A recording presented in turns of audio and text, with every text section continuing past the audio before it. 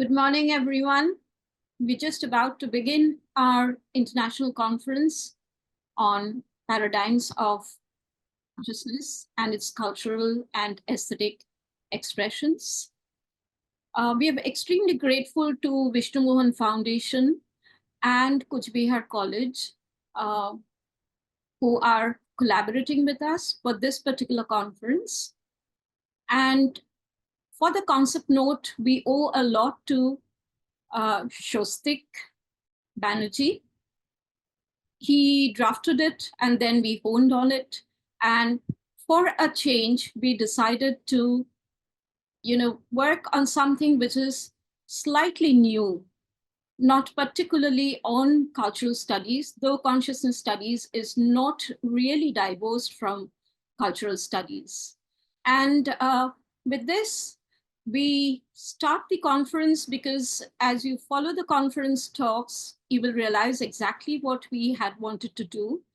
This particular session, we refer to it as a prelude to the main conference, meaning the academic sessions, which begins in the evening.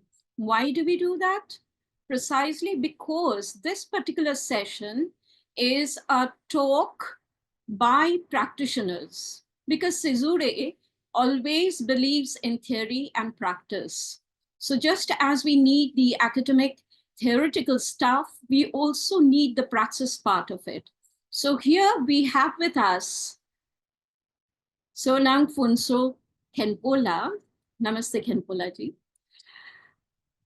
and Professor Godavarish Mishra, who is going to chair the session. He's a professor in Nalanda University and will be formally introduced to you, who are going to engage in a discussion with us about the practices in Buddhism and what experiential reality has provided them with and how they want to engage the other people with the wisdom that they have gathered through it. Now I invite Professor Prakash Joshi. He is the Vice President of Caesurae Collective Society to talk briefly about Caesurae, what this body is all about. Welcome, Professor. Namaste, everyone. I hope I'm audible to all of you. Yes, you are. Am I? Okay, thank you. And thank you, Professor Jaita Sangupta, for asking me to speak briefly about Caesurae Collective Society. So I'm a late entry into this society, but I'm already somewhere at the core of it and quite in love with the society. It came into existence through the pioneering efforts of course, the president, Jaita Sangupta, roughly around a decade ago, a little less than 10 years ago. And it's a wonderful space. If we go into the epistemology of the word, that might mean something or something in Greek language, but here, Caesurae is a space, is a kind of space, so to say, where multiple intersectionalities coalesce. There are cultures here, there are philosophies here, there are several modes and manners of artistic and aesthetic expressions here. Everything comes together in a sort of, in a way, things come together in a kind of melting pot. But there is a uniqueness here in this coalescing, in this coming together, in this melting and gelling together. And that uniqueness is that none of these lose their individual identities and individual spaces. It's a different, very different kind of unique kind of intersectional space, if I can use that jargon word from contemporary theory. And of many of the ventures and the events that the organization, the society sponsors and organizes, and there are academic events, there are cultural events, there are workshops and even concerts, and the society is open to anything that is cultural uh, in a broad way of speaking. And there is a publication print, or let me say, that arm of the society, which is a journal, in fact. And this again is a unique kind of journal with several sections to it, which the website of the journal calls the phenomenological intermissions, including sections such as mana, interventions, ekphrasis, spring rhythm, translation studies, index studies, hill cultures, book reviews, and the space, well, it doesn't close there. It's still open. If there are more branches of knowledge and experience can come in, they would come in. It's not a closed space. It's an open space. So this is what I know and feel about Caesurae. Thank you. Welcome everyone, each one of you, to this conference. Thank you so much, Professor Prakash Joshi. And so officially the conference is open. Namaste to everyone, to KHENPOLA, to Professor Godavrish Mishra, and I can see ISHWOR SRESTHA ji also joining us here. This is the next session. Namaste, ISHWOR ji. Now I would request Tathagato Sagar Pal. He is a scholar on Buddhist studies, by the way, KHENPOLA. So I ask him to formally introduce you and the chair for this particular session. Over to Tathagato Sagar Pal.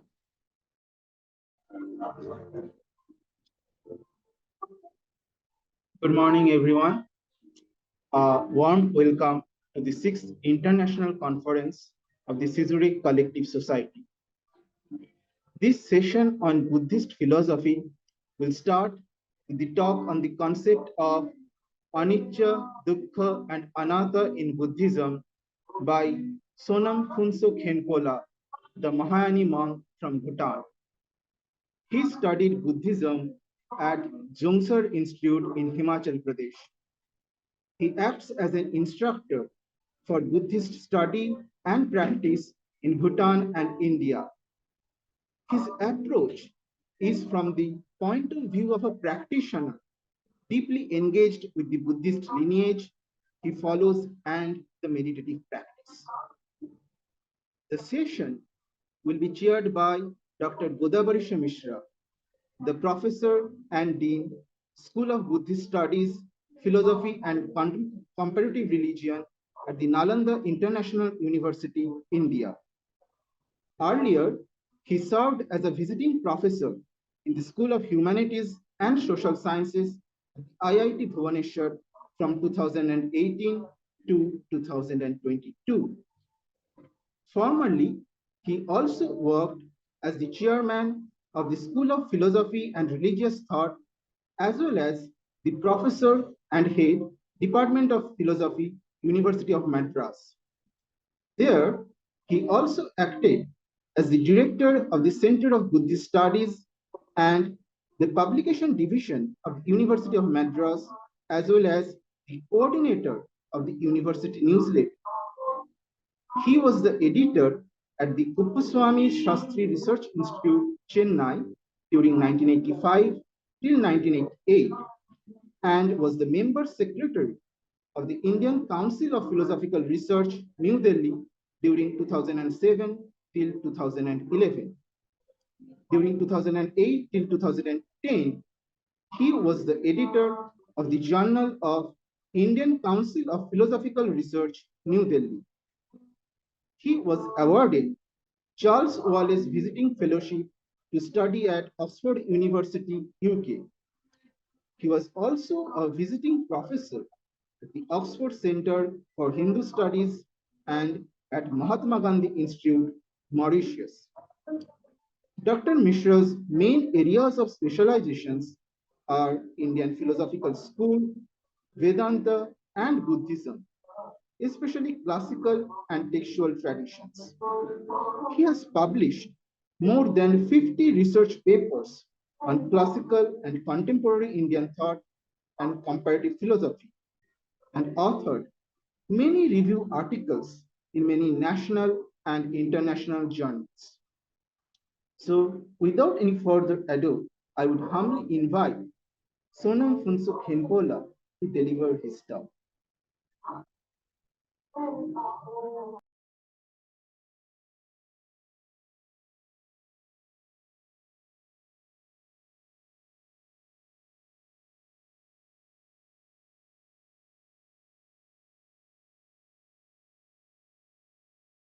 First of all, homage to Buddha Shakyamuni and all the teachers of the wisdom traditions. Let me first thank Professor Jaita ji and all the coordinators and host for giving me this opportunity to present something related to Buddhism on this platform. To be honest, I'm not a scholar or a good practitioner. I'm just a struggling Dharma student, aspiring to be a good practitioner. So my presentation is on anicca, dukkha, and anatman. And my presentation is based on Mahayana Sutra. I guess there are few sutras and more detailed sutras on these three subjects or these 3 points in the Sharvakayana tradition or the Theravada tradition. But I'm just using my presentation is just based on this Mahayana Sutra called the Sutra requested by the Naga king Sagara.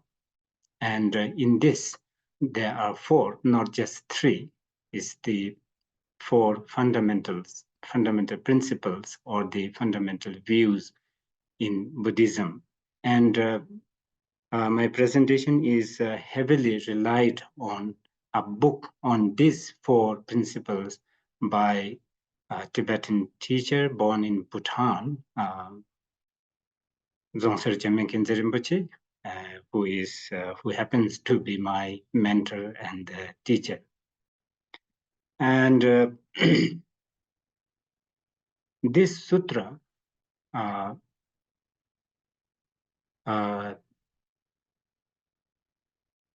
think that Sanskrit version of this sutra is found, these 4 lines or the 4 principles that Buddha spoke is found in the commentary on the Bodhisattva Maitreya's Mahayana Sutra Alankara. Bodhisattva Maitreya transmitted the 5 teachings on philosophy called the 5 dharmas of Maitreya to Arya Asanga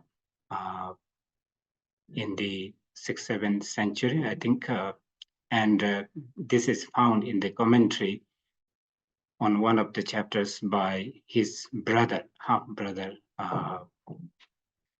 Vasubandhu, Acharya Vasubandhu.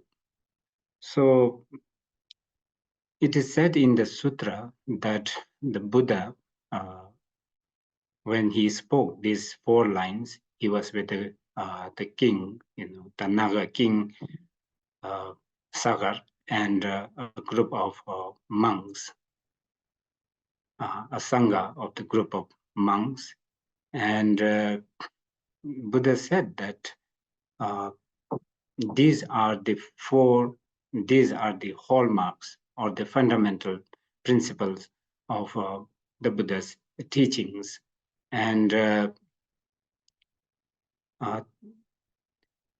many of the Buddhist scholars, especially the scholars in the Himalayan Buddhist tradition, believe that these four points or these four views served as became the foundation of all the philosophical systems within the Buddhist Buddhist world. So, and it is also said that this is actually this is also called these four words are also referred as the four seals or the hallmarks of in Buddhism. Because just as that edict or the letter written by a king with the king's seal is considered the valid document, likewise any teaching, any wisdom, any text on the wisdom related to the Buddha's teachings, having these based on these four seals is considered the Buddhist text or the Buddha's words. So there are different kinds of Buddha's words anyway, but this one is the word that is that was spoken by Buddha himself.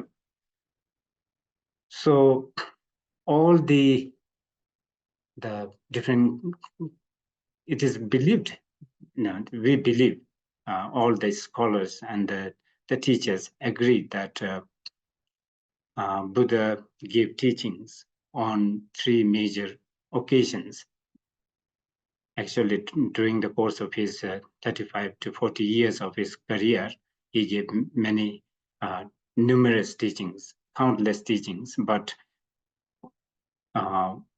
mainly on the three major occasions. And it is believed that all these teachings are based on these four principles or the views. So the four principles of the views is all compounded things are impermanent. So anicca, basically, and all in the sutra itself, all contaminated phenomena are pain or suffering, and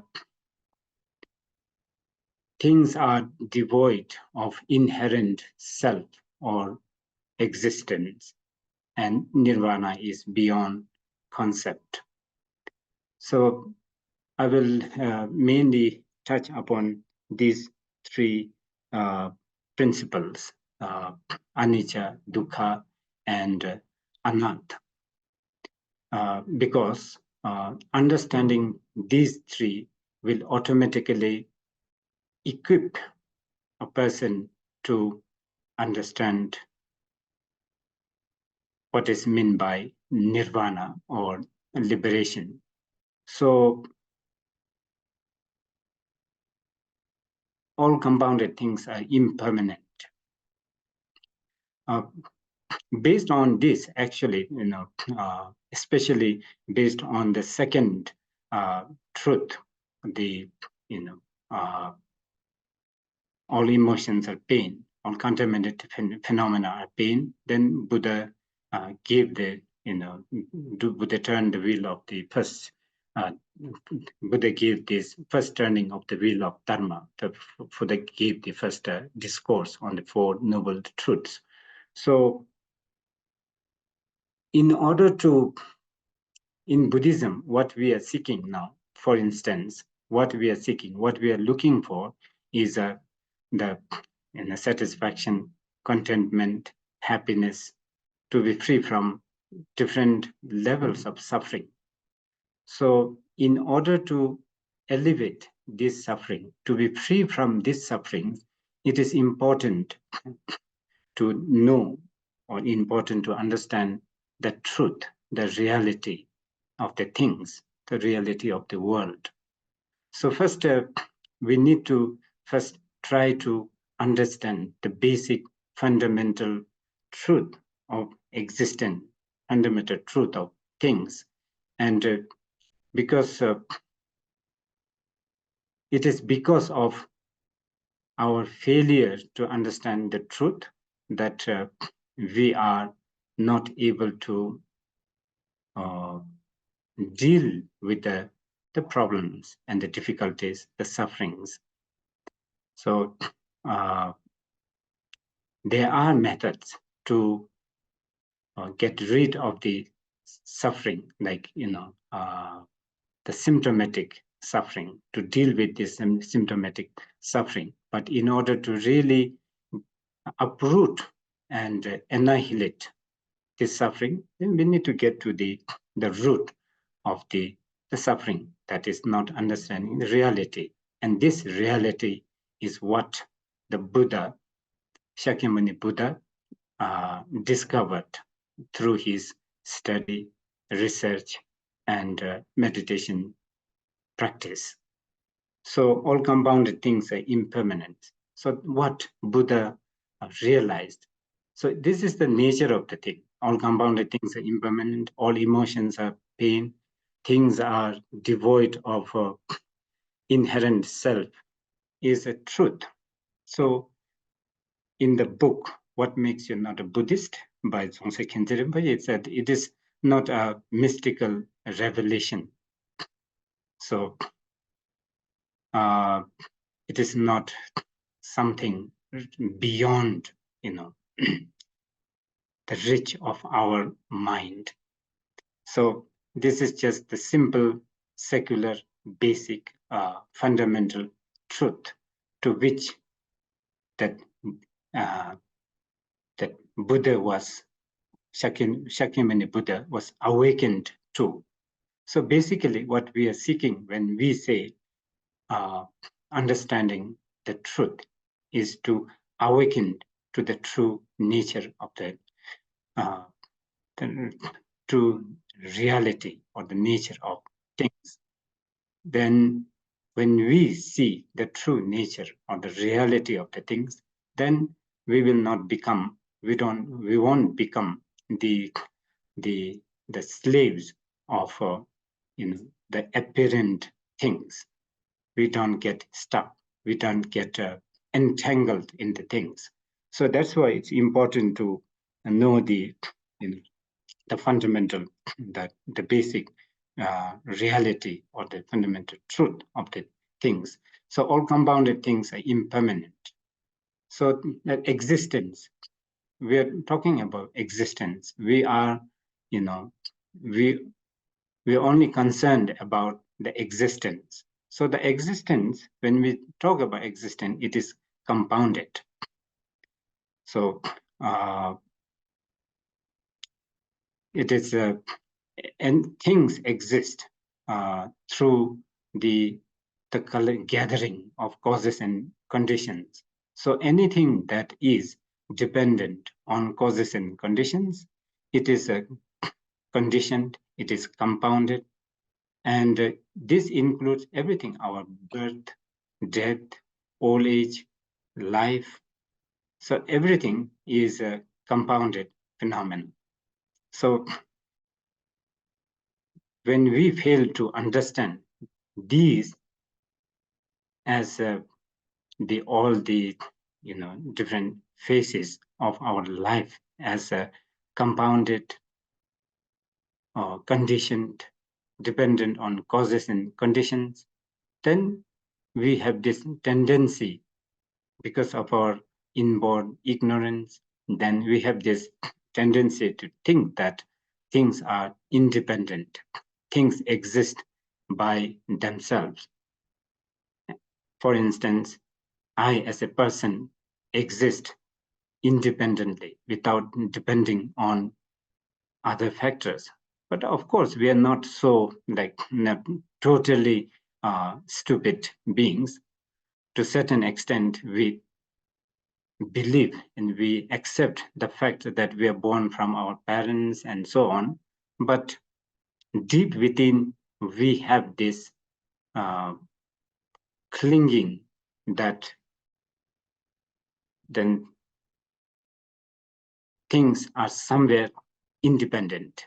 So when we have this kind of an attitude, or mindset, then we think that things will last forever and things will, and then to that, then we get stuck. And when things happen, since the truth is that all compounded things are impermanent, when impermanence happens, then we are affected. We become a victim. So we are affected, and that's how we suffer. So by just understanding that all compounded things are impermanent, then we will not have that kind of a clinging or the grip onto the things as a solid, independent, and that's going to last forever, and so on. And this we can relate to different levels of our existence, even the mundane existence, because of not understanding the impermanence, that all compounded things are impermanent. Basically, all compounded things are impermanent means dependent. It's interdependent, dependent on others. And so many things have happened because of the lack of understanding of the interdependence of everything. So this is happening now, this has happened in the past, and it will happen in the future as well, until we really understand and accept the fact that all conditioned things are interdependent, impermanent, uncertain. And very simple, I think, and very simple example of, the defect or the disadvantage of the lack of understanding of, uncertainty or the impermanence is, for instance, I always say this, school-going children, and even the parents, they want their children to succeed, do well in their exams, and if they fail in the exams, parents are not happy, and children are also not happy, and there's that this leads to a lot of problems, stress, everything. But if we really can accept that this is uncertain, it's impermanent, then we can have this confidence and hope that there's another chance. So success is waiting somewhere else. So in this way, actually, the understanding impermanence will help us liberate ourselves from this belief that things are independent, things exist by themselves, and it's going to last forever, and there's no chance at all. Because it is thanks to impermanent that Buddha Shakyamuni was a human being. He was not a supernatural kind of a being. He was a human being. He was a prince. So he left the palace and he contemplated on this reality, that truth, that all compounded things are impermanent, all emotions are pain, and things are devoid of inherent self. Then he got liberated. So the understanding the impermanence has so much benefit in both in the mundane and of course in the spiritual sense, that to liberate oneself from this the so-called the chain or the ocean of suffering called samsara. Samsara is nothing actually, it is just a continuous chain of the wrong beliefs and wrong views, so to speak. And not being able to understand this, that all compounded things are impermanent and things are devoid of a true inherent self, is a emotion, ignorance, so to speak. And this is the fundamental ignorance, and that is suffering in itself. Actually, when we say that the Tibetan word for sakje is called the Tibetan word sakje, the contaminated phenomena or the emotion is sakje. In the Abhidharma, the definition of this contaminated phenomena is anything that has this potential to bring dissatisfaction, suffering, or anything that has the potential to lead you away from understanding the truth, the reality, that all compounded things are impermanent, all emotions are pain, and things are devoid of inherent self. This is the emotion, the affliction, the delusion, so to speak. And all kinds of emotions are pain. So all the contaminated phenomena. So we are talking about the things that the projected things, not the reality, the true, real, actual things, but the projected things all have this potential for bringing suffering, pain, dissatisfaction. So anything that leads you to increasing your affliction, wrong understanding, wrong knowledge about things is the contaminated phenomena. So there are only three actually. There are only two classes of things that will not lead you to the increasing your emotions, the afflictions. One is the path. So there are different kinds of path. Path is the antidote, and path is the path actually is the antidote or the method that leads you to understanding the truth and lead you away from this klesha or the afflictive emotions. So the path, the different levels of path, that will be explained, I think, in the next presentation, so next session. And then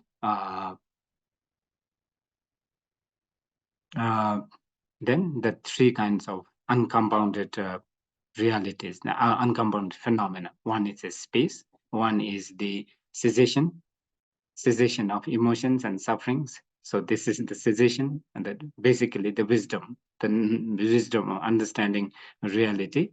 And then there is also a cessation of the lack of causes and conditions. When there's a lack of causes and conditions, things don't appear. So it does not exist. So that thing, only these things will not lead you to the increasing of your emotions. So basically now emotions are pain means any kind of emotion leads you to pain. So for instance, there's no single emotion that is not painful. So for instance, anger, jealousy. So these things lead to suffering. So the fundamental suffering is the ignorance, the fundamental emotion of ignorance, of not understanding the reality that all compounded things are impermanent. Well, when we say suffering, there are three different kinds of sufferings mentioned in the books, in the text. So there's the suffering upon suffering. This is a very gross, obvious suffering. Everybody knows that. Everybody can feel that.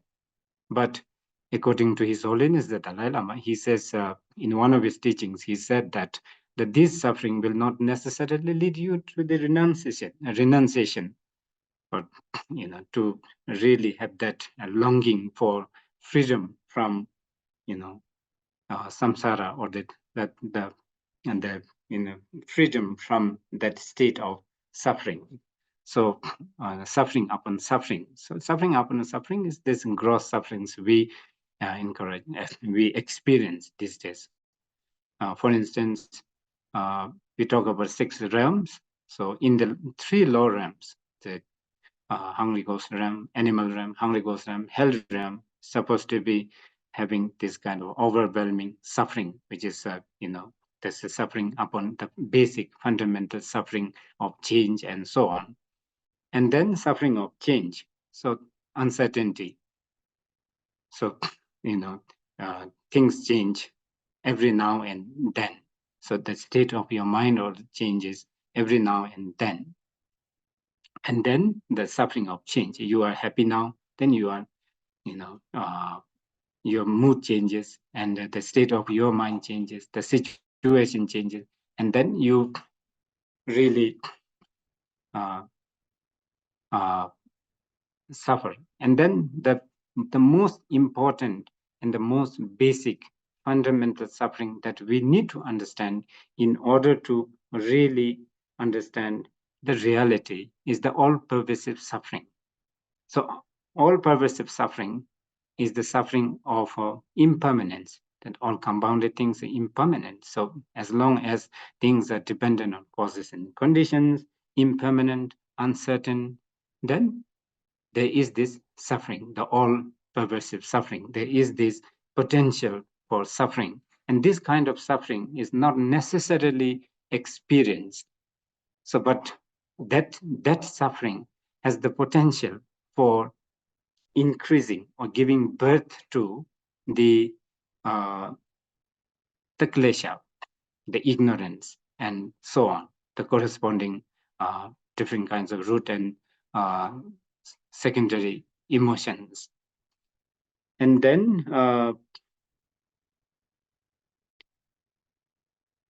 the third point, anath. So the anath, different schools and different philosophical traditions explain this anath in a different way. So the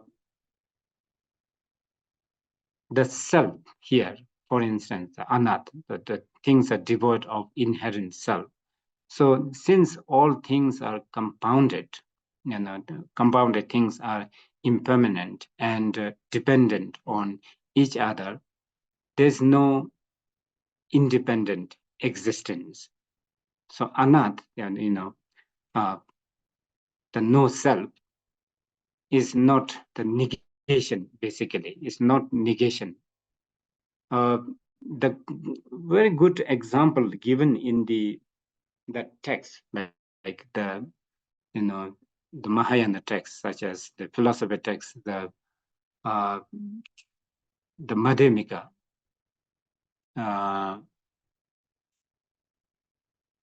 middle way philosophy. The Madhyamika text is the good example given in the text is the philosophy text is that of a striped rope, for instance. So striped rope. A person who has this phobia about snake, and if that person happens to get into a dark room where there is no light, and then the person encounters that striped rope, and then the person gets frightened because the person thinks that the rope is a snake. And if we really analyze, when we don't analyze, and then when we look things, the apparent aspect of the things, then we think that it is really there, and then we suffer.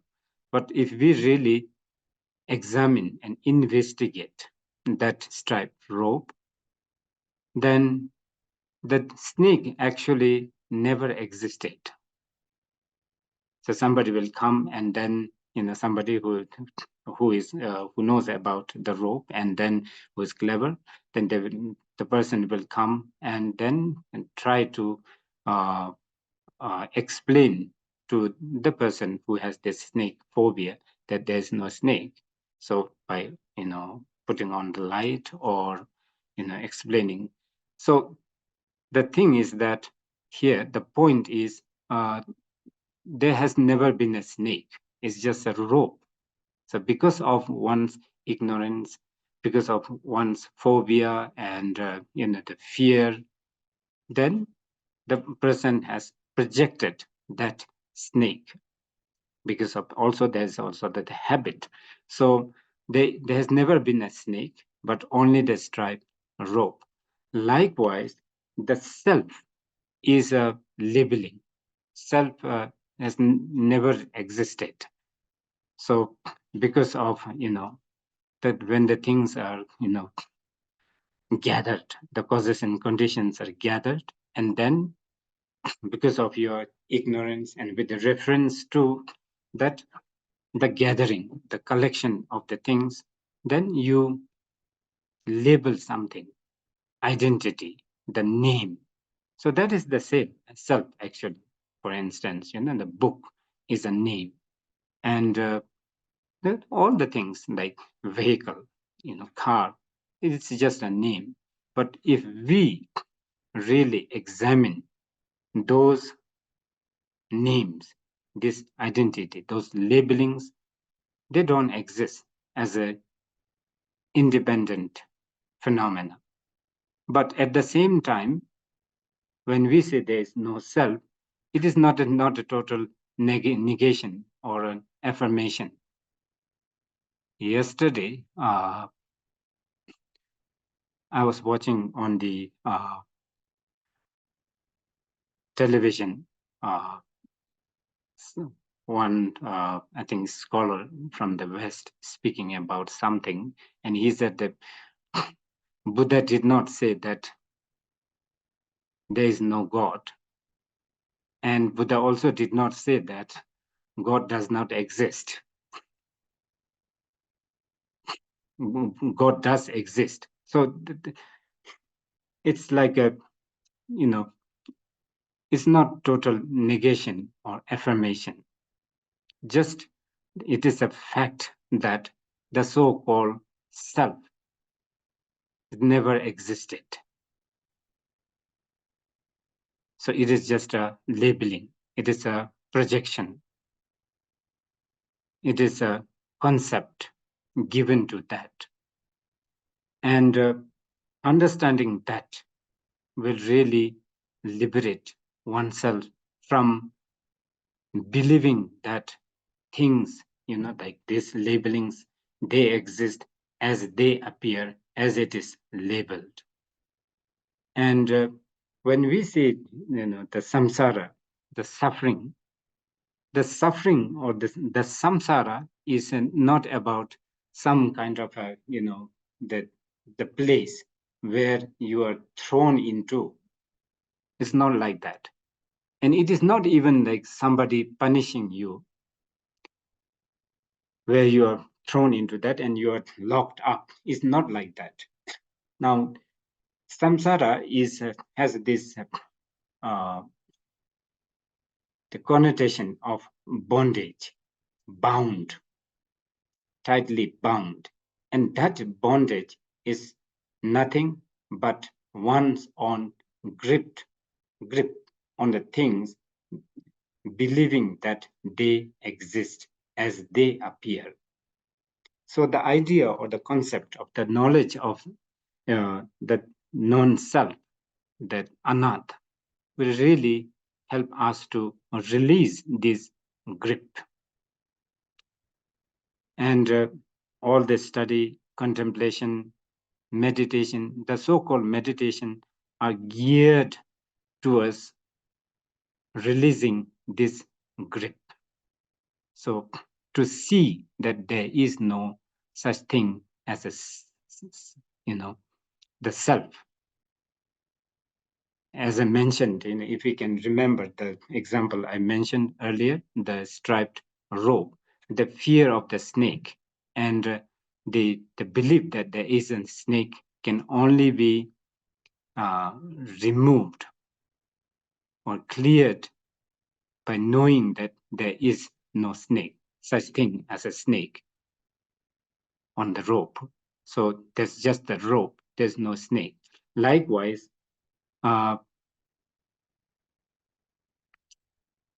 through analysis and examination And if we can realize, if we can recognize that these labelings are just, created projections, then we will be able to loosen our grip towards things as permanent, as truly existing, independent existing, forever existing. And this actually release is basically the release from this grip of believing that things exist as they appear is what is called the nirvana. So in essence, these three are related, especially the first and the third fundamental principles. The views are, the truth are related. For instance, all compounded things are impermanent. So it says a lot, actually. It's not just that the all compounded things are impermanent. There are also other three aspects to that. Impermanent means it is also a suffering. It's a change, uncertain. You cannot trust completely. So there is this all-pervasive suffering, and it is empty in nature. There is this the emptiness aspect that's devoid of true inherent entity, the independent entity, empty. And it is also that, all compounded things mean impermanent means it is suffering. There is this aspect of suffering. There's the aspect of emptiness. There's also the aspect of no self, the anatta. There's no truly existing, independently existing, the phenomena called the self. So this is how these are related. So with regard to this, the third point, there are so many books. Actually, there are so many approaches there is the Sharvakayana approach. There is also the Mahayana approach. And within the Sharvakayana approach, there different kinds of schools mentioned, the philosophical schools, the tenet systems that's mentioned. And if, I believe that most of the participants and online attendees are scholars and, Buddhist students, teachers. So you can study and read these books and get the in-depth and then the really vast and profound knowledge on this. And then within the Mahayana, there is also the approach of the mind-only school, the Chittamata or the Yogacharya school, and also the Madhyamika philosophies. So many texts have been written by many different masters. So now coming to, because in the very beginning, Professor Joyita ji mentioned that I'm a practitioner. I'm not a practitioner. Is that these things are not coming from my experience. It is just I've just tried to read some books, and mainly I have read one book only, and then the sutra is very short. It's just 4 or 5 lines only, and then I've read the book by my teacher, Dzongsa Jamyang Khyentse Rinpoche. He has written a book on these 4 noble truths, these basic fundamental truths called what makes you not a Buddhist. So he tries to explain, he has tried to explain these 4 principles in a very simple, accessible, the modern language. So yeah, you can also read that, and you must have read this, and then there must be so many other books that you can read. So meditation, now here, in the meditation, the books, we talk about renunciation, meditation, so many different kinds of practices, the rituals and so on. Now, the rituals and the path, actually the method, the path is rooted in this the basic truth or the basic principles. So all these actually are grounded in this. So different kinds of methods are to realize this. And meditation basically is to be aware. So, we talk about, shamatha meditation, vipassana meditation, but the basic, the meaning of meditation is to be aware that all compound things are impermanent. So when we are aware that all compounded things are impermanent, then we will not get stuck in the things, believing that things will last long or it will last forever.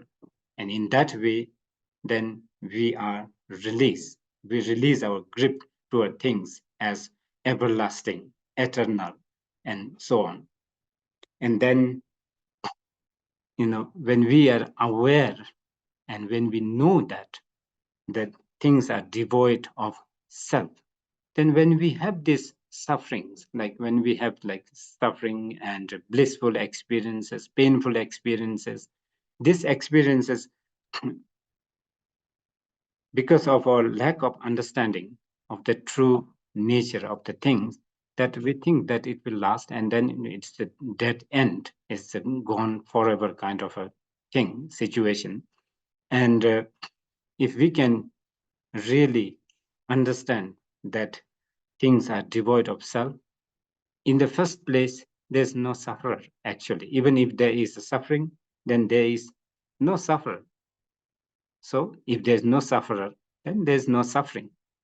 So, but we need to get used to that. And the meditation is a technique or the means to get used to this and to be aware of this basic truth, the basic reality of the things. And if we can have this awareness and wisdom, then we are liberated. We are free from this, the so-called the chain of thinking that things exist forever, and there is a, the things are truly existing, and so on. And that is the liberation. That is the nirvana, actually. But you can talk, you can, you can believe that nirvana is some kind of a, different world or anything like that. You can believe in that, but as long as you have that understanding and conviction and confidence, then you are liberated. You are in the heaven. This is the concept of heaven in according to this. So I think this is all I can remember and I'm able to present at the moment. So if there's any question or anything missing and any confusion, we can try to address here.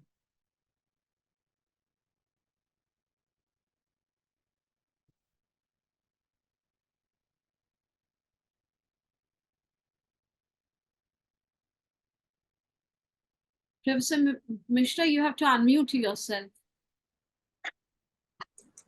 Yeah. Am I audible? One minute. Yes, yes. There is an echo going on. I think it is open somewhere else in your room. Am I audible now?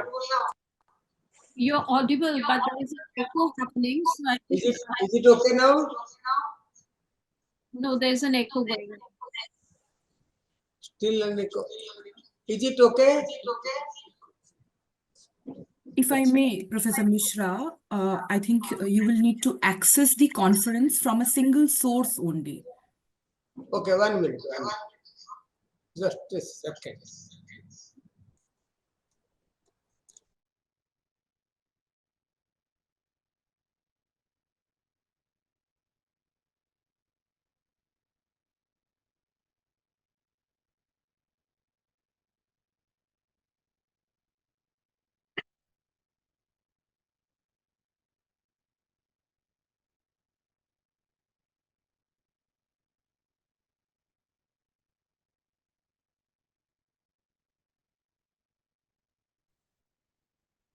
Professor Mishra, please unmute yourself.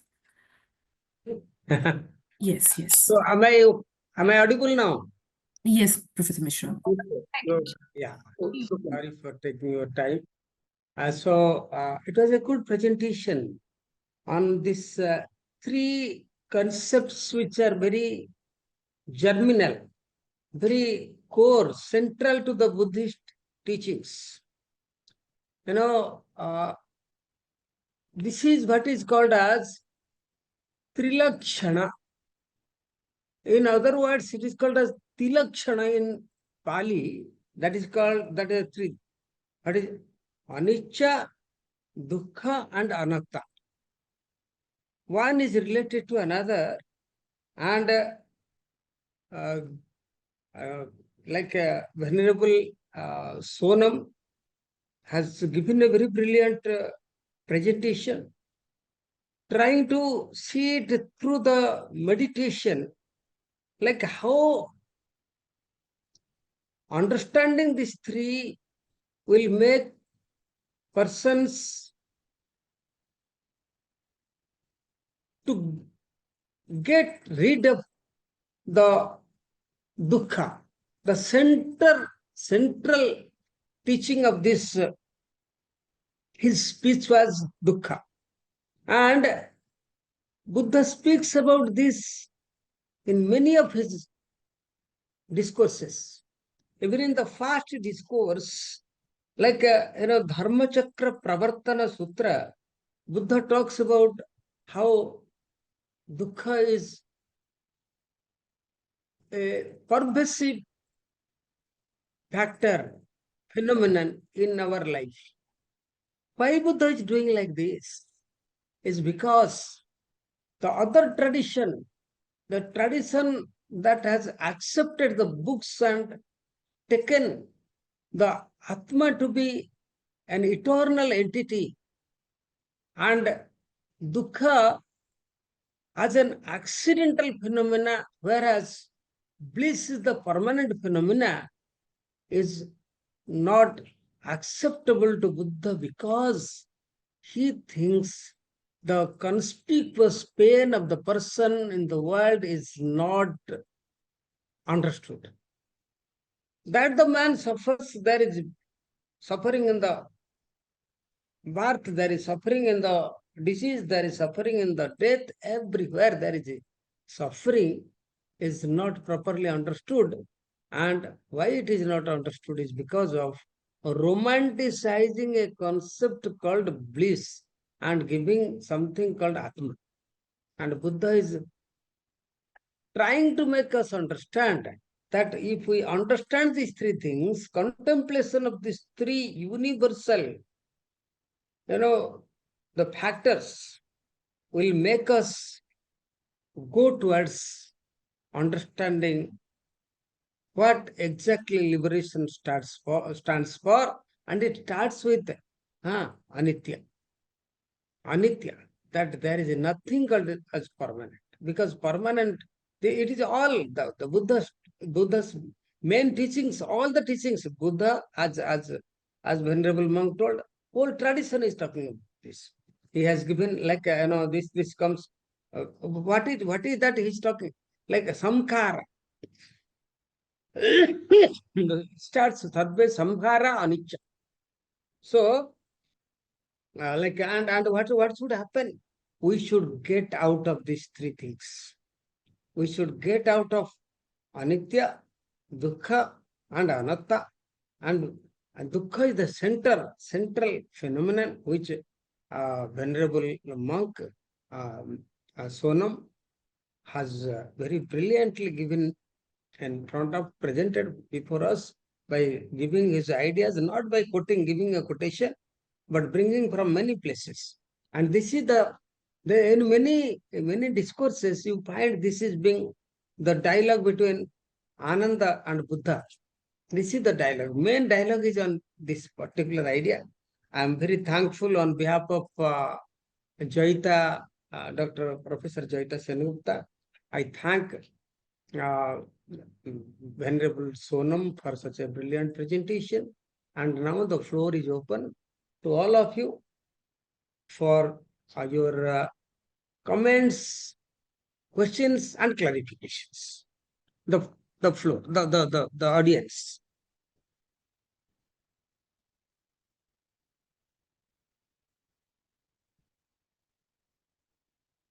Your voice is not audible, Joyita ji.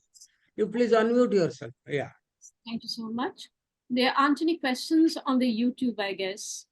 So we can start with the questions over here for those who are here on Zoom. So if you have any questions, Shostik, Kiran, if you have any questions, just unmute yourself and ask. Yes, Doctor. Thank you, ma'am. Thank you, SONUM KHENPOLA, for his brilliant presentation.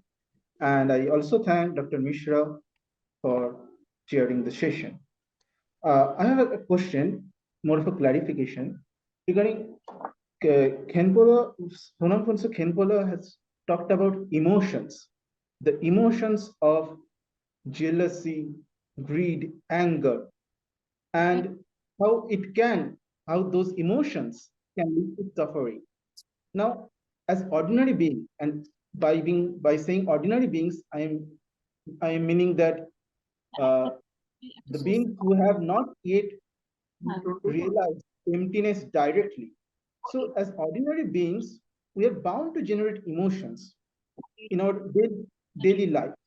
So, how do we navigate through this treacherous path of emotional outbursts? Okay, I think the ultimate solution is to try to understand the truth that the emotion is also compounded and it is also dependent on causes and conditions, and emotion is not truly existing. It does not have inherent existence or the inherent self. But that is easier said than done. It is a long-term project. It's a long-term vision. So I think just to understand that things are impermanent will really help you to deal with your emotions, just to understand that your emotions, especially the negative emotions. The positive emotions you have to hold for the moment, you have to have it. But negative emotions, when you have negative emotions, if you are informed that it is impermanent and it is also dependent on causes and conditions, then you can examine how it is, how it has come about, like where the emotion is coming from. So you can do contemplative meditation, so to speak, the awareness. This is the mindfulness meditation that we present, we are talking about. So where this emotion is coming from. For instance, you have a strong anger. So where is this coming from actually? But basically it's coming from not understanding the truth. But that we have to, have that basic understanding. But just having the intellectual knowledge that your emotion is coming from, not understanding the truth will not make the emotion disappear just like that. So you have to do the contemplations. So what is that? Is it beneficial? It is helpful. It is helping you. It's not helping you. For instance, anger does not help you. It makes you really, outwardly, it makes you so ugly and unattractive. And inwardly it eats up your energy, positive energy, your vitality, your potential. So in that way you can do contemplative meditation, the analytical meditation. So that's how you can do it slowly. But there's no quick fix solution that just with a small stroke that you can blow up a big mountain just like that. So I think you have to go it slowly. I think step by step, just to be aware. The awareness is the key, actually. The awareness, to be mindful about the state of your mind all the time. So this is also the practice of discipline in Buddhism. So discipline is the most basic method, the ground for Nice, cultivating wisdom. yeah, very nice, answer Venerable KHENPOLA has given Tathagata. See, the whole thing is this. The solution lies in being mindful. When anger comes, we are not mindful. See, if you see the person of the Buddha, a automatic natural mindfulness comes to you. So that is what is invoking. For example, a child's anger to the mother's anger to the child, and an enemy's anger to the other enemy are not the same. Mother is aware of the anger that she is displaying towards the child. She is mindful of the anger, which is not happening in usual cases of anger. You do and repent. You do it in a haste and repent slowly. That is what the mindfulness meditation really brings a lot of difference. And that is what Venerable was telling. Any other question? Let us take more questions from others also. Venerable will be happy to give his answers, clarifications, and take the comments also. May I ask? Thank you, sir. Yeah, please. Please, Jaitaji. Yeah. KHENPOLA, you were talking about, the serpent and the rope, and you were talking about this world as an illusion, Maya. Like we did not take it seriously. So I think this is also what my guru, Paramahansa Yogananda, has also talked about, that this world is just like an illusion. It's a projection. It's a cosmic drama. So you'd better not think about it, so seriously, or take life so seriously, because the real is elsewhere. So we have to go to the root where exactly the reality lies through meditation and deep practice. My question is, it's all very fine, when we listen to this, and it kind of appeases our suffering to a certain extent when we are going through, the struggles of life. Like in the beginning, you said that I'm struggling, that I'm not a practitioner, I struggle to be a practitioner. I guess all of us are struggling in our own journeys in some form or the other. But this suffering is so real. I mean, we can think of, this as a cosmic drama, but we have to go through this suffering, right? So this is so real. So you have told us how to handle it, how to control our emotions, but we cannot negate this as something, which is just Maya. And this is not something which does not exist. It does exist for us, because we have not reached up to that level to totally disregard this and be untouched by it. I mean, not to be touched by anything, not to be angry by anything, or anybody's disrespect, dishonor, insult, or even, the bodily sufferings of disease, poverty, and things like that. We are just ordinary human beings.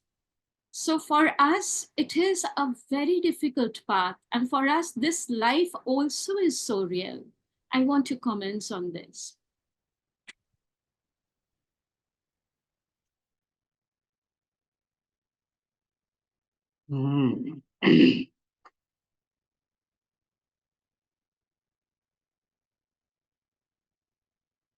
Okay, like masters like Chandrakirti, Shantideva, these masters, they have a very good answer to this. So, when we say, there's no self, that there's no truly existing self that experiences suffering, but they don't negate self. There is this self. So because of that, then there is also the causes and conditions coming together. Then all conditioned things are impermanent. But even though it is impermanent, then we experience, yes, because of the karma. There is the karma factor there, the causes and conditions coming together. There is the karma factor. And there's the appearance. So it's not that, that these appearances, these experiences should be negated. I think we need to understand this. The through understanding the reality, which is a kind of a, it's a long process. It takes time, but through understanding, trying to understand that reality, and this, the suffering or the experiences of this life, which is so real actually. This, even as I am speaking, then I am also experiencing sensations which is so real, and then I don't even remember to apply the antidote of no self. But I think this, trying to understand the true nature of this experiences of the life, the suffering or a bliss, whatever it is, then you will be able to slowly, uh, release that grip. At the moment, we have this grip, that clinging to this as a, real. But it will go on for some time. Actually, it has to. For instance, there's a story of a, story of Asanga. One day, Asanga practiced Maitreya for 12 years, and one day he was so frustrated that he could not get anything out of that practice. So no experience, nothing. He left, and there was one person who was just, uh, kind of waving, cleaning that rock, trying to, how should I say it? That that get rid of that rock with this feather. It is almost like this. Our approach to the suffering, elevating the suffering is almost like this, I think. But this is happening anyway. But just trying to understand and just trying to be mindful of the suffering. This is happening. This is happening because our grip towards this, that experiences of the life is so strong that we feel that nothing is happening, but it's happening, I think.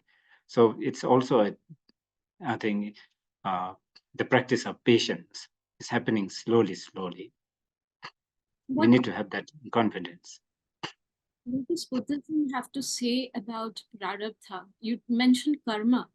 So, I mean, if we have stored, karma in the past life, we suffer. It can be, actually, it's compounded, and then it can be purified. There's no truly existing, inherent existing independent karma. So it's all, karma is causes and conditions coming together. It means impermanent.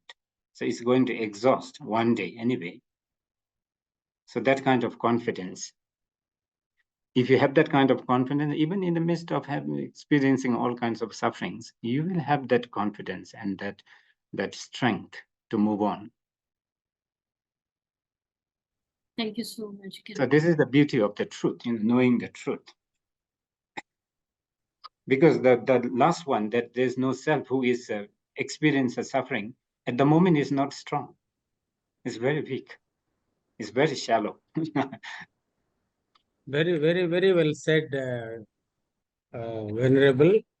Like even in the other tradition, the karma and its impact and its action, its result are same.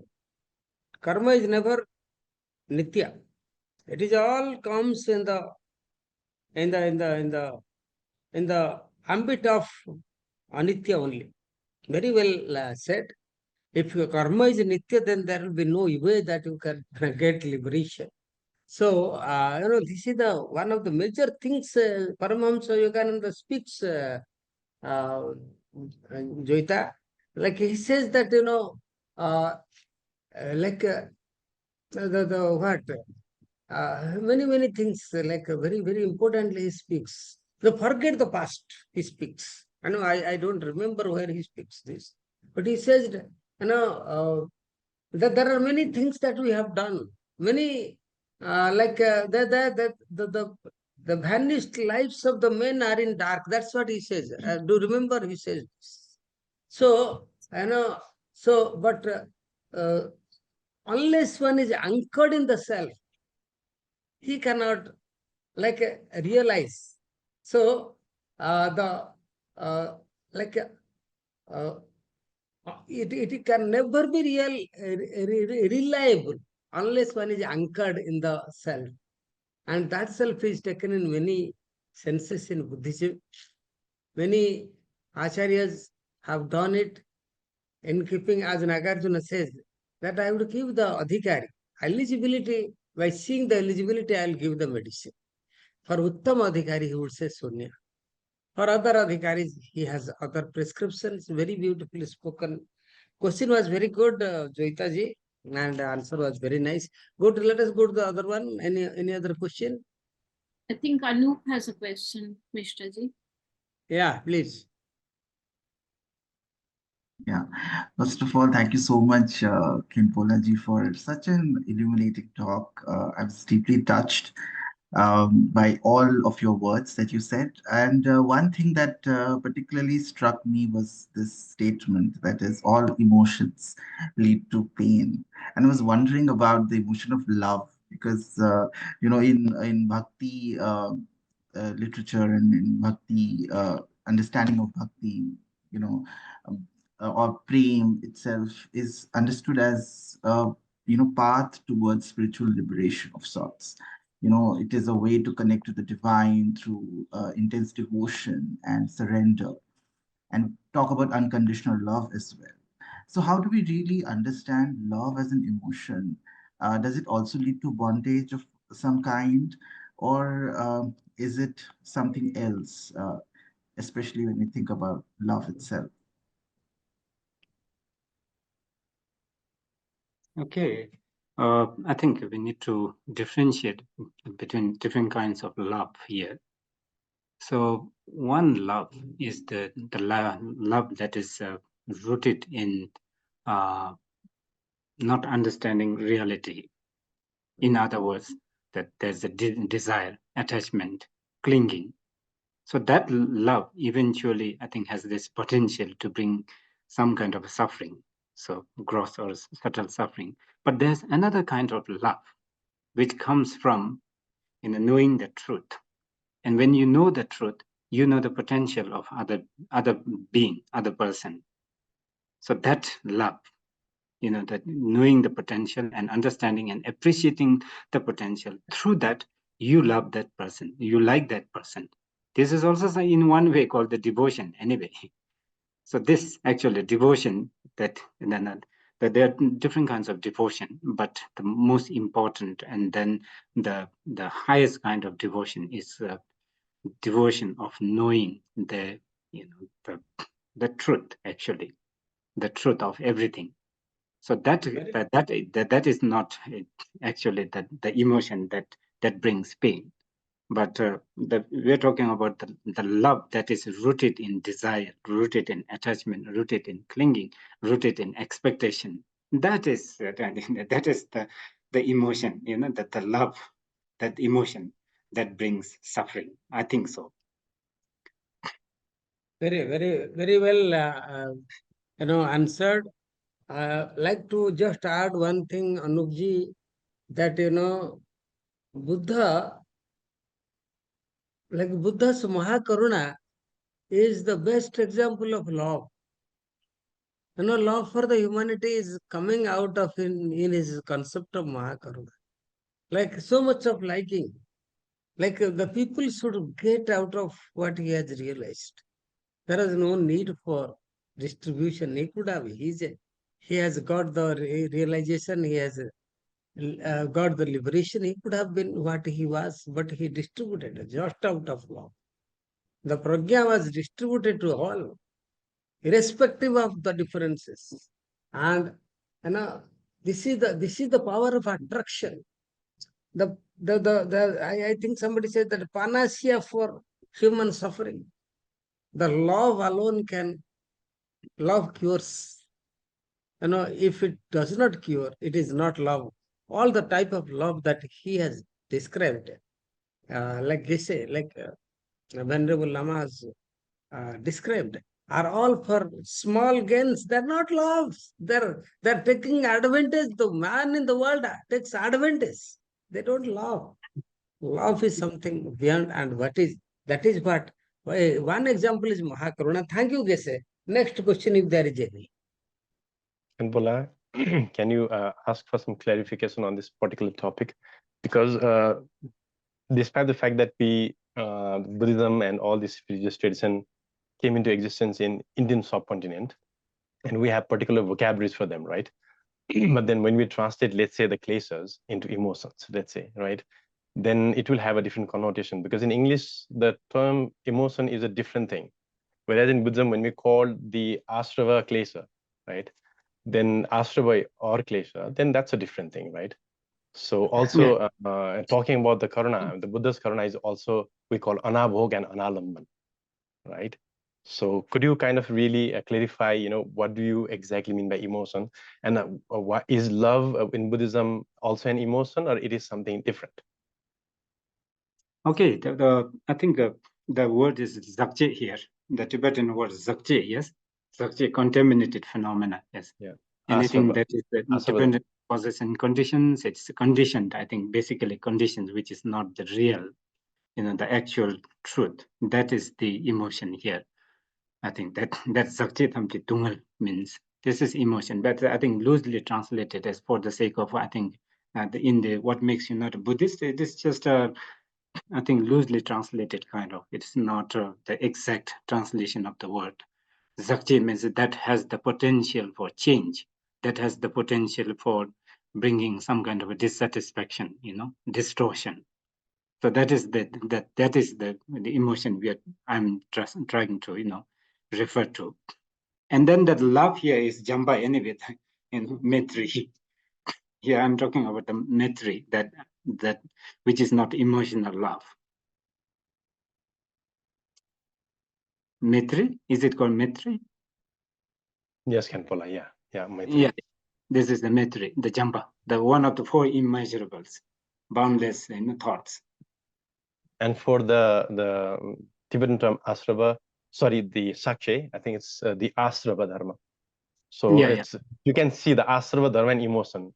I don't know whether we can even relate with that, right? In English, it's translated emotion, because when it was translated, we didn't probably affliction. Actually, this is affliction. Afflicted emotions. Pain. Affliction. Afflicted emotion. Yeah.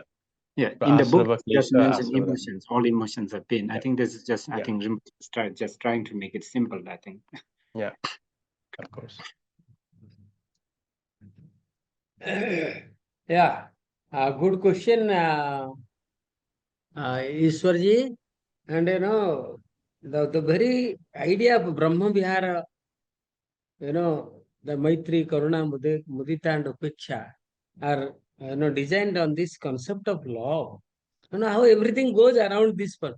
And klesha is another word, the destructive emotions. Every emotion is not destructive. Like disturbing emotions, negative emotions, anxiety, fear, all these things. And Buddha has a way of mindfulness, which comes very beautifully in the Upasana, Vipassana. And thank you for your question. Next question, if there is any.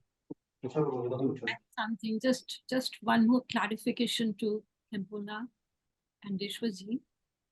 When you talk about love, like we have different kinds of people in this world. I mean, it takes all kinds of people to make a world. And most of the time we find that some vibrations do match and sometimes it doesn't. We get irritated.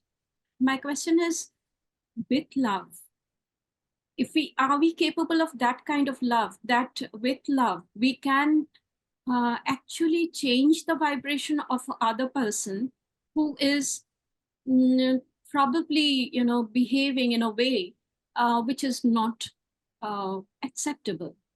Is it possible? When you talk about Maitri, it's all very fine when the vibrations match, but most of the times we collide rather than collude. So I'm just talking about the actual real life situations. It sounds wonderful in theory. Go through how to tie through these situations. How do we handle people who are, negatively who take a negative approach towards us or what we do? Is it possible through Maitri? So what are the dynamics of that Maitri?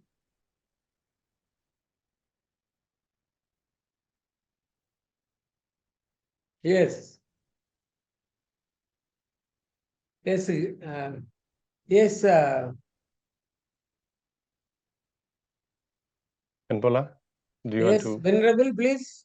Oh, you have to ask. Okay, I think I'll try. That I'm not experienced in that. I'll try. I'll just give you an example, actually, through action. Through action.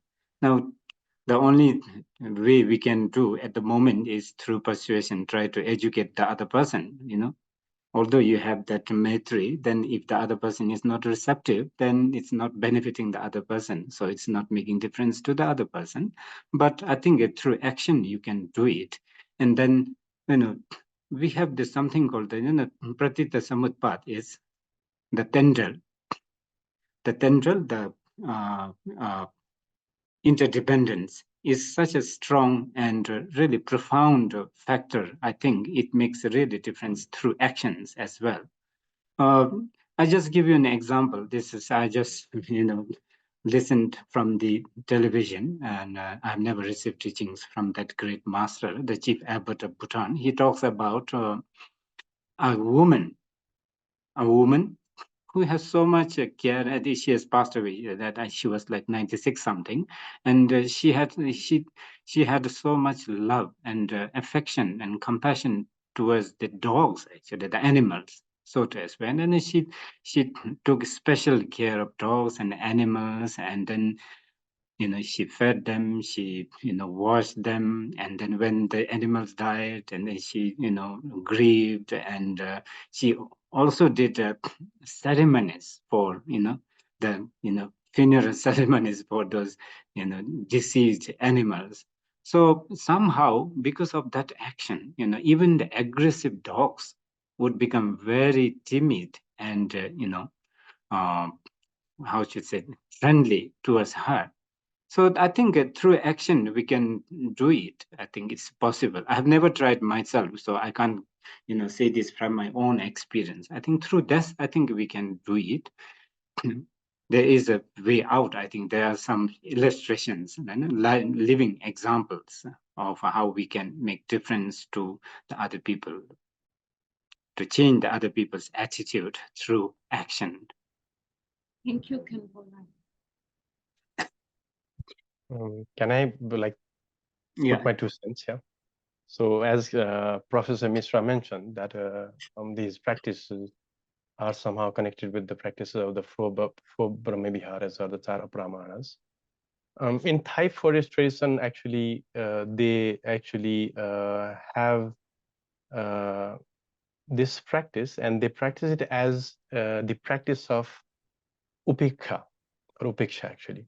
So actually start from loving kindness, but then till you have not mastered the 4th factor, that is the upeksha, the equanimity towards all sentient beings, your loving kindness, I mean, and these are practiced as Brahma Viharas, the apramanas. I mean, it is so expansive that it will not really isolate any being, whether evil or friendly, near, dear, far, whatever, So that's why in the Thai forest tradition, from what I've heard from one of the Thai forest traditions teacher, he mentioned that actually we have to practice we have to practice 4 Brahma Viharas eventually to attain the equanimity. So when you are equanimity, the thing is dura dura dvesa raga mukto peksha sthita issue, right? Just a second. Yeah. So dura dura dvesa raga mukto peksha sthita issue. And that means there is no near and far. There is no like a like and dislike, right? And there is no hatred or aversion or attachment towards that person. When that happens, then that becomes what I think Anupji asked it probably about the unconditional love. That becomes then the unconditional love. Otherwise, when we have a person there and when you have a person here, and when my person is focused towards one particular entity, that's already conditioned, right? That's why I mentioned the term anabhog or analamman karana, because Buddha's compassion is not subjected towards being. His compassion is something which is a state of being himself. And when somebody comes within that field of being, then people experience that. That's what we study, what we heard in Mahayana Sutras. The Sravakana Sutra has a bit of a different take, but Mahayana particularly believes that actually that's the state where Buddha abides by, and then everyone who comes actually gets the sour or basks in the blessings of Buddha's Analaman Karuna. Anyway, thank you. Thanks, Shresthaji. Yeah. So, Any other question that anybody would like to ask? Shostik, sitting very quietly. Swastik is not there, I think. Oh, Swastik is here. Shostik is here.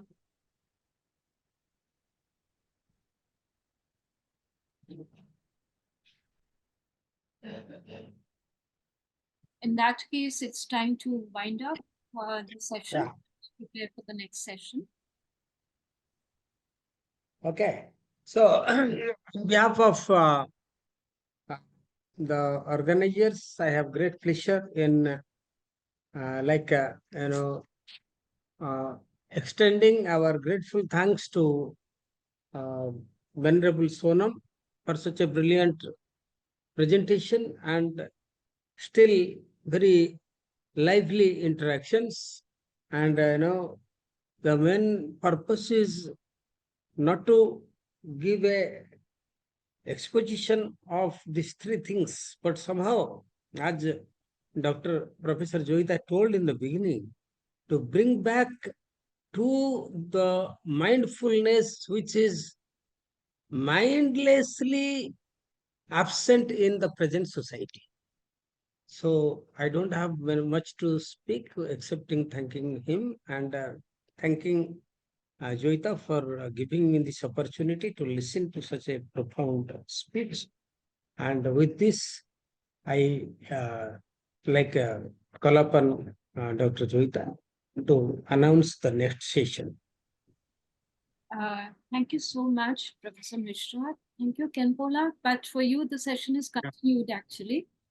Your talk will be over, but we have a discussion session after ISHWOR's talk. Okay. So I guess you should be there. We break briefly for half an hour, and we are going to be back here at 2 o'clock for ISHWOR's talk. And after that, it's going to be followed by your and ISHWOR's conversation, and we would, maybe button from time to time with our queries and with our clarifications and things like that. Professor Mishra, thank you so much for being there. It's been so kind of you to join us. No, I am very happy. You have been so enthusiastic and very, meaningfully engaged in such an action. I'm grateful to you for your time, for your, the energy, for your, the efforts that you have been given to make this meaningful, to bring all of us together. Thank you, Joyitaji. Yes. Professor Mishra, you're most welcome to for the next session as well. SRESTHA ji is going to deliver his talk, and Orko, who's just joined me here, Orko, yes, is going to chair that session. So this is going to be another interesting session that we hope for. So we break for lunch, half an hour, and we'll be back here by 2. Till then. Okay. Yeah.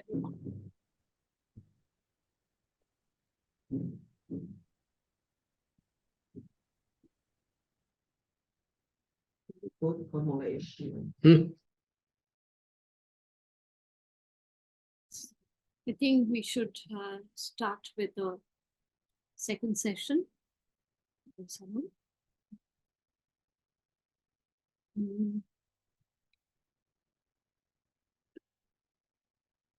Namaste, Ishwarji. I'm so happy that you were here, that ultimately this is happening. It's good to see you again, though virtually. So nice of you to, come to our conference. It's a pleasure. So we formally begin our session, and it is up to Anu to introduce you formally to the viewers. And this session is going to be chaired by Orghodipto. Here he is, Orghodipto Kaur. And so over to you, Anu, to formally introduce them. So without much ado, we move ahead with the session. Thank you, ma'am, for the opportunity. Hello, everyone. Anup, you have to unmute yourself. You haven't unmuted yourself. Oh. Am I audible now? Yes, you are. Yes, continue. All right. All right. Hello, everybody. Thank you, ma'am, for the opportunity. And I hope all of you have had a good meal now and ready for the next session. It's an honor and a pleasure to actually introduce ISHWOR Ji here. So Ishwar Chandra Vidyasagar Shrestha is a Buddhist scholar, meditation instructor, and educator with a deep passion for both Eastern and Western philosophy, holding master's degrees in theological studies and Buddhist ministry from Harvard Divinity School and in Buddhist philosophy and hermeneutics from Rangjung Yeshe Institute. Ishwar brings a wealth of academic knowledge to his work. He has taught at esteemed institutions in Nepal, including the Center for Buddhist Studies at Kathmandu University, Lumbini University, and Yoga Nepal. Beyond academia, Ishwar served as the library director at Rangjung Yeshe Institute.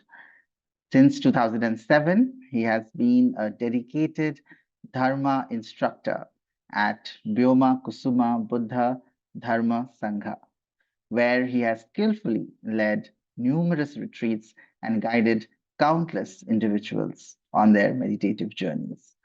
In recognition of his service to the Sangha, his root guru, Vidyadhara Mahayogi Acharya Sridhar Rana Rinpoche, I hope I'm pronouncing it correctly, bestowed upon him the title of Sahayak Dharmacharya in the year 2022. Furthermore, Ishwar is an experienced oral interpreter and translator with a keen interest in exploring the interdisciplinary connections between religion, culture, and science. We welcome Ishwar Chandra Vidyasagar Shrestha to the conference. Now, I would like to introduce our chair, Sri Orgodipto Kaur. Orgodipto Kaur holds a PhD degree on the Shakta Tantras of Bengal, obtained from the Center for the Study of Comparative Religions and Civilizations, Jamia Millia Islamia, under the supervision of Professor Madhu Khanna. He is also the coordinator of the Center for Indic and Agamic Studies in Asia, an initiative of the Tantra Foundation. He has published many academic articles and has presented papers in seminars and webinars, both in India and abroad. Dr. Kaur is also an artist specializing in traditional tantric art. Currently, he teaches English at Sunarpur Mahavidyalaya, Kolkata. We welcome Sri Orgodipto Kaur to the conference.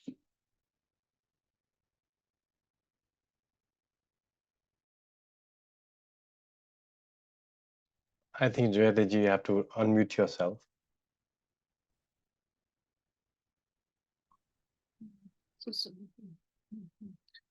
Heartiest thanks to Joyitadi for this opportunity.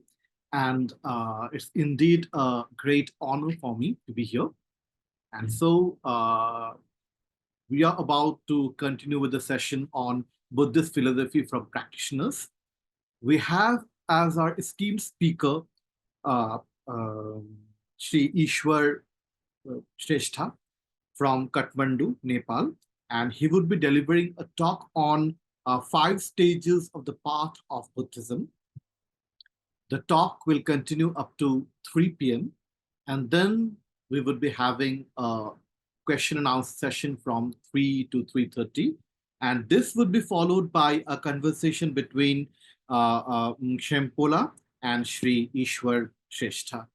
So I would like to request Sri Ishwar Shrestha to begin with his presentation. Well, thank you, Anubji, for introducing me. I don't know. I mean, that Ishwar is just a name tag that all these things that you said somehow just went behind my head. Anyway, so, and thank you also, Dr. Orgodipto Kaur. Did I pronounce it properly? Yes. For again introducing me, and thank you, Jayataji, for this opportunity. It's been quite a while since I left academia in a way, so I'm a bit kind of again a beginner's mind in terms of attending this kind of conferences and seminars. I actually requested to allow me to share the screen if that's possible. Devushi, are you here? Yeah. Do you give me the access? Devushi, So while that happens, I was contemplating on this. Yes, ma'am. Can sir put in the request again? I can accept it on my end then. Okay. Yes. Okay, thank you. So I was thinking about this particular word, Caesurae, right? That's how you pronounce Caesurae. Caesurae. Caesurae, yeah. And I looked into the term. I was not even familiar with that term, to be honest, before I came across you. And I realized that it has a pretty nice connotation. And when Buddha started to teach the Dharma, the first thing he actually really reminded us was these brief pauses that we have in samsara, right? And Caesurae is also that pause that we have, in poetry and in sentences. And that pause actually in Buddhism is termed as chana, leisure time, an opportunity to actually have the breakthrough out of this samsara, right? And what a nice name, actually, an auspicious name to kind of talk about Buddha's teaching, which actually is geared towards that deliverance, that awakening, right? So, and KHENPOLA is not here, but I would really like to express my gratitude and my thank you to KHENPOLA because he has already laid out the floor. And that's why I don't have to talk a lot about the basics of Buddhism. And most of you are scholars here anyway, and most of you are probably way more well-versed in Buddhist philosophy and Buddhist literature than I am. But as a beginner's mind, based on some information that I have gathered in due course, I have dared here to take up a very big topic, and I don't know whether I'll be able to justify the topic in next, let's say, 50, is that 24? Next 50 minutes, yes, next 51 minutes. So without further ado, I'm going to actually share the slide. Shresthaji, you don't have to be so stringent on time. We have time till 3:30, so you can take time. Okay. No problem. Perfect. Thank you. Can you see the screen? I am not able to see my own screen, actually. I don't know what is happening. We can. Path of no learning. Okay. So here we go. So I have kind of put the topic Journey to Awakening, Exploring the 5 Stages of the Path in Buddhism. And I would like to, first of all, explain a bit about, normally it's termed as the Pancha Marga in Buddhism, the 5 paths. But the 5 paths are not exactly one, like different paths, but it's a linear path. It's one path that has 5 different milestones, if we may, So KHENPOLA mentioned, and we were also talking about, Jayadaji was also, mentioning about the reality of samsara. And even if we kind of really theoretically understand that the world is like a rope where we impute this idea of snake and then get horrified by the idea, and then that's how the suffering is somehow presented, right? But the whole idea of samskara dharma dukkha, KHENPOLA talked about the suffering. So I'm going to talk about the particular kind of suffering that Buddha has really pinpointed actually for practitioners. The 2 types of suffering. When we talk about suffering, we're talking about the suffering in context of the 4 Noble Truths here. And within 4 Noble Truths, the first suffering is suffering of suffering, right? That everyone experiences. The hunger, birth, old age, sickness, and death, hunger, and those kind of stuff. And then the second kind of suffering is a bit subtler compared to the first suffering. which requires a bit of a reflection and a pause in our life. And then only we are able to see that actually things are changing. Even to intellectually appreciate that aspect of phenomena, we require some leisure. And that's what I was talking about, in terms of leisure.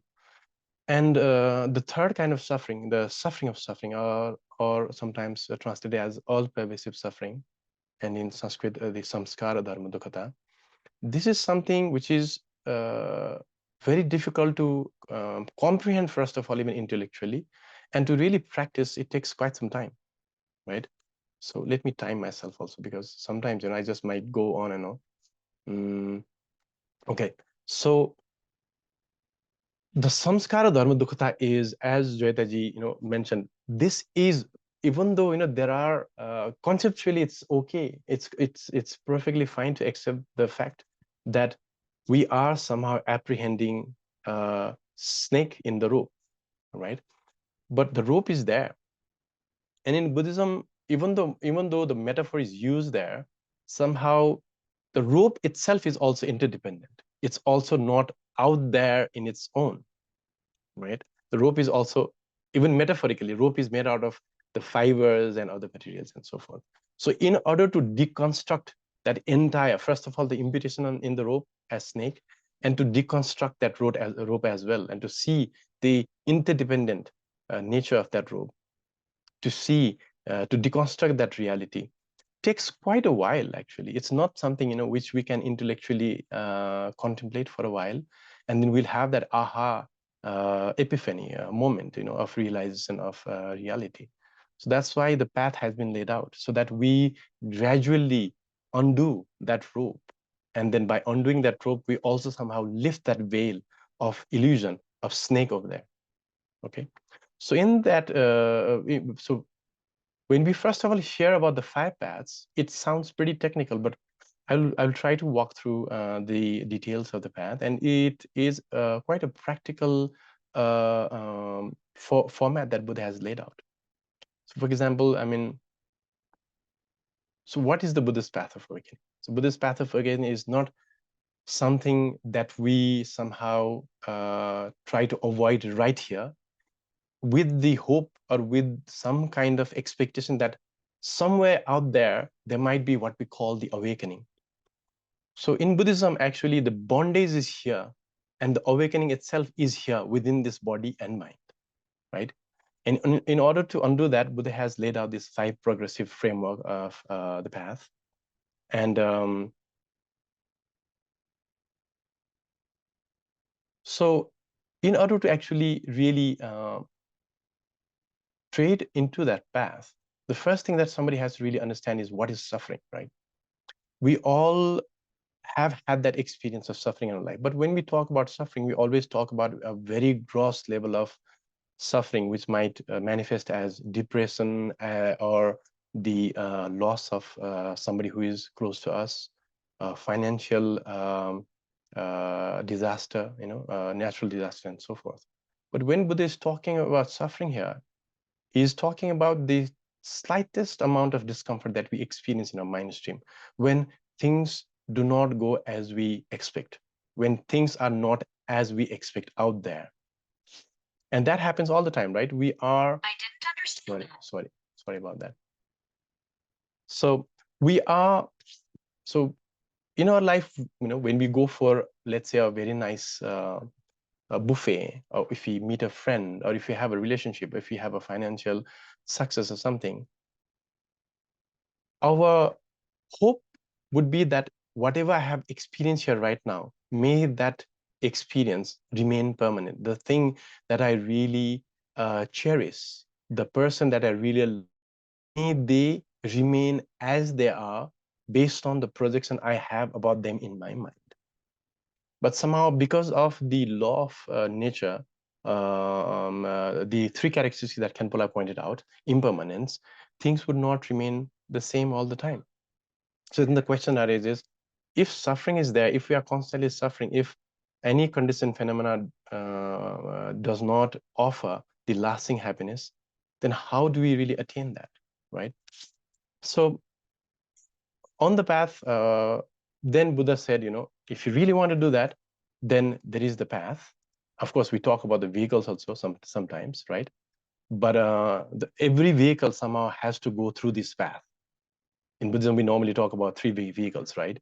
The Shravakayana, the Bodhisattvayana, and the Pratikabdayana and the Bodhisattvayana, right?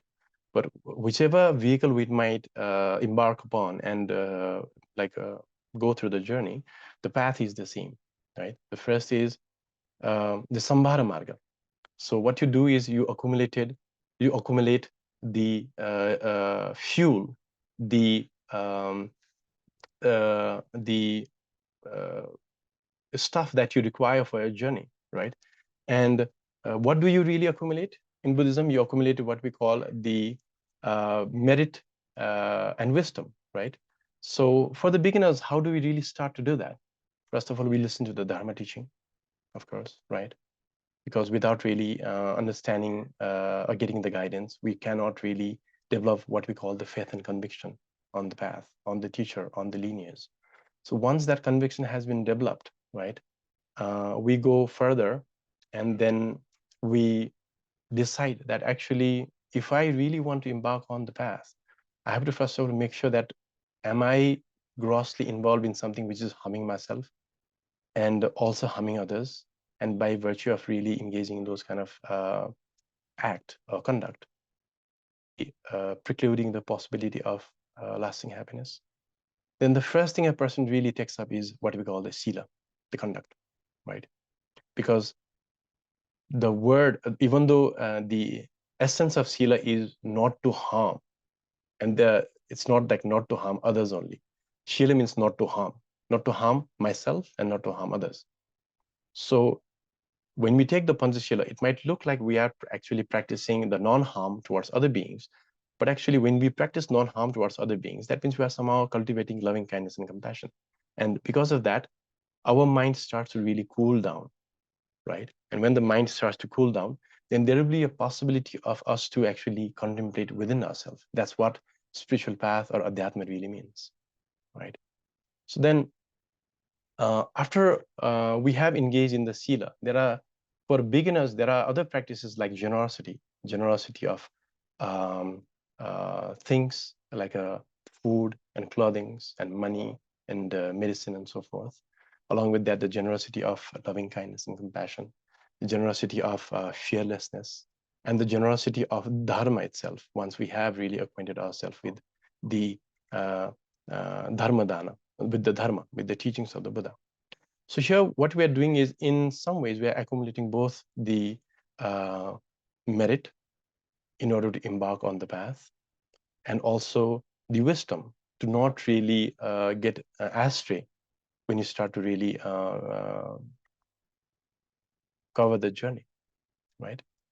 So that's why the examples are to study, to attend the teachings, to engage in the virtuous actions like dana, shila, to really have the patience or forbearance to go through hardship while practicing the dharma, to really make effort on the path, and eventually to cultivate that mind which is serene and pristine and is ready actually now to bring the phenomena as the subject, as the object of meditation, and analyze that object's the universal characteristics that KHENPOLA talked about in our lecture, previous lecture, right? The anatta of the phenomena that we hold on to, the dukkha or the discomfort that we experience while we hold on to that phenomena with the concept of me and mine.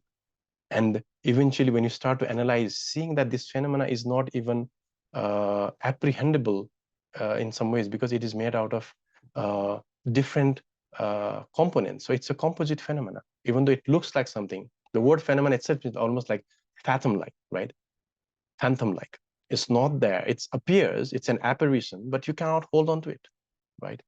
So once you realize that, then comes the bigger deal, right? The prayoga marga.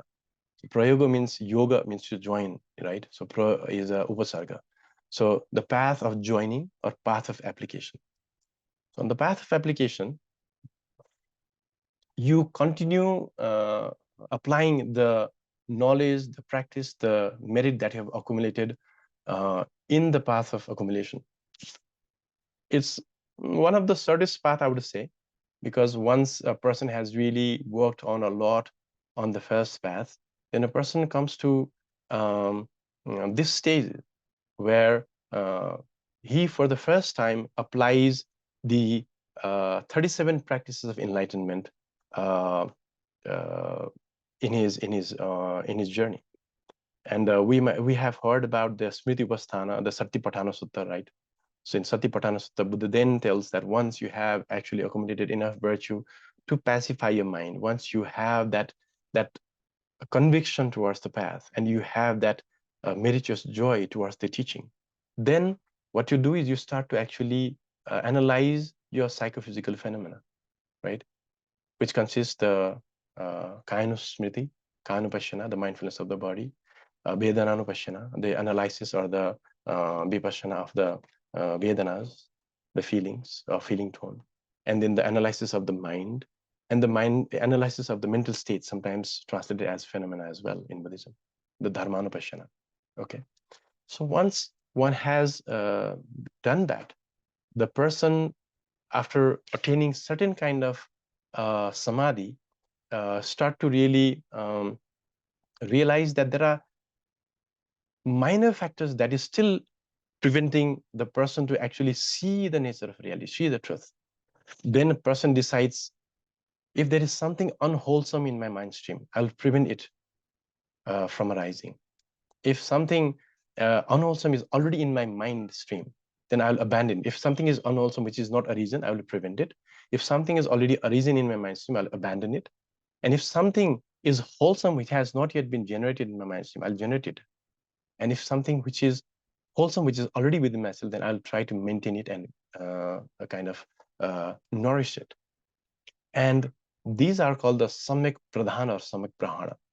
So taking up the good qualities and enhancing them, and abandoning all the bad qualities and habits that is somehow preventing us from having that meditative equipoise, and within that, seeing the nature of reality, which is the Trilakshana. Okay, so then after that, within that, actually, then the person develops what we call the 4 miraculous limbs. Even though it's called 4 miraculous limbs, actually it actually means the 4 powers of concentration, right? Riddhipad. So then a person actually develops the concentration of chanda. That means a person have a very strong desire actually to go further on the path. Then a person will make also the effort of maintaining that concentration further.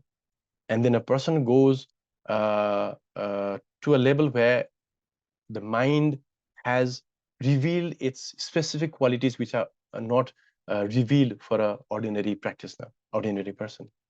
And then eventually the mind will have the capacity actually to investigate the phenomena. Because at this point, when you are a Prithakajana, when you are a lay ordinary being, it's very difficult for us actually to really go through the Anitya, Dukkha, and Anatma. It's mostly intellectual. But as KHENPOLA also pointed out, and as we have understood, within the teaching of the Four Noble Truths, that the investigation of phenomena at some point, when you come closer to enlightenment, is non-conceptual, right? But in order to do that, actually, we need to have developed all these qualities: the Char Smriti Upasthana, the Char Prahana, and the Char Riddhipad. Once we have really developed these qualities, then for the first time, our mind stream will be able to sustain in that one-pointed focus, and will be able to analyze the phenomena, even though up till now it's still a bit intellectual and conceptual, but now a person is almost at the verge of seeing the truth directly. Okay, so with sustained effort, then one enters what we call the first stage of enlightenment, the Darsana Marga. Okay, so in the Darsana Marga, the person sees or realizes the non-self, if it is the Shravakana school, or the Sunyata for the first time directly, non-conceptually. So metaphorically, if we really talk about these stages, then the path of accumulation is almost listening about moon, listening about the, hearing how the moon really looks like. It's round, it's white, it has 28 different phases, and on the 14th and the 20th phase, it comes to its glory. It is really radiant and soothing and so forth. But up till now, the person has not really realized or have no inkling in terms of visual experience what a moon really looks like. It's almost like a blind list hearing about the moon. But once a person gets into the Prayoga Marga, the one which I talked before, then the person has some visual reference. It's not the direct reference, but some visual reference. We, talked about it in our workshop in Calcutta also. KHENPOLA actually brought about this metaphor as far as I remember. So it's like the visual reference of either seeing the photograph of the moon or seeing the moon as a reflection in the lake, the reflection of the moon in the lake, in a pristine lake, right? Without any waves. So then a person has the confidence, wow, that looks really amazing. So then the person really gets into all these efforts, all these arduous tasks. And then eventually the person sees for the first time directly the moon. But now, he will be a bit surprised because the moon is not still full moon, right? The moon he sees is almost probably the moon of the second waxing, the second day of the waxing moon, probably, because Amavasya there is no moon anyway. So the second day of waxing moon is like, it's still a moon, but it's just a little kind of a crescent moon, right? It's a tiny bright semicircle. And then as the person practices further, then this moon will start to expand, right? That's why in Buddhism we have, if we talk about the Shravakana, then there are the 4 stages of realizing that moon: the Srotapatti, the Sakadagami, the Anagami, and then the Arhat, right? But in Mahayana tradition, when we talk about the Bodhisattvayana, then it has 13 different stages, 10 or 13. If you only talk about the Parimitayana, then it's only 10. And if you talk about the specific Mahayana, which is Vajrayana, then there are 13 aspects of that moon, which eventually manifest as the full moon in the attainment of the Buddhahood. And it's really a very good metaphor in that sense also, because we talked about the 13 bhumis, right? So out of the 37 limbs of enlightenment, as I mentioned, in the first path, that is the path of accumulation, a person does not really master any of the 37 limbs. They are acquainted with the terms. They are actually practicing them intellectually. But the real journey into 37 limbs of enlightenment starts, or 37 limbs of awakening starts from the path of joining, a path of accumulation. And then the fourth set of 37 of limbs will manifest in the path of seeing when the person actually sees the Four Noble Truths directly. So according to the Sarvastivada philosophy, actually a person sees the Four Noble Truths within 1/4 of a moment. So there are 16 aspects of each Four Noble Truths, 4 aspects each of each truth, and all these aspects are directly realized with that non-conceptual mind at a maximum of 1/4 of a second or a moment. Okay, and then that person first time realizes what we call the prajna, the direct prajna. So prajna is somehow, sometimes we take prajna as the result. Sometimes the role of prajna is actually to undo all the clutters that we have in our mind, which is somehow covering that moon in the sky, the cloud, right? So then a person becomes Arya. Okay, a person becomes Arya. Arya means a noble being. A person is, in Buddhism, there are 2 stages of realization. One is the liberation from samsara, and another one is the liberation from both samsara and nirvana, or like a the lower type of nirvana, which is called the apratishthit nirvana of the Buddha. Okay. So then eventually we come to the bhavana marga. And this in Buddhism is the actual path of meditation. Before that, we are actually doing everything to figure out what meditation is, right? But from here, we really realize, wow, now I know what, because till the point when you do not know what to meditate on, what would you be meditating on anyway, right? But here now, when the truth really unveils itself in your mind stream, then you meditate on that truth. And yeah, that state in Mahayana Buddhism, you start to deepen and stabilize that insight that you had in the path of seeing by understanding the Four Noble Truths, right? By realizing, not understanding.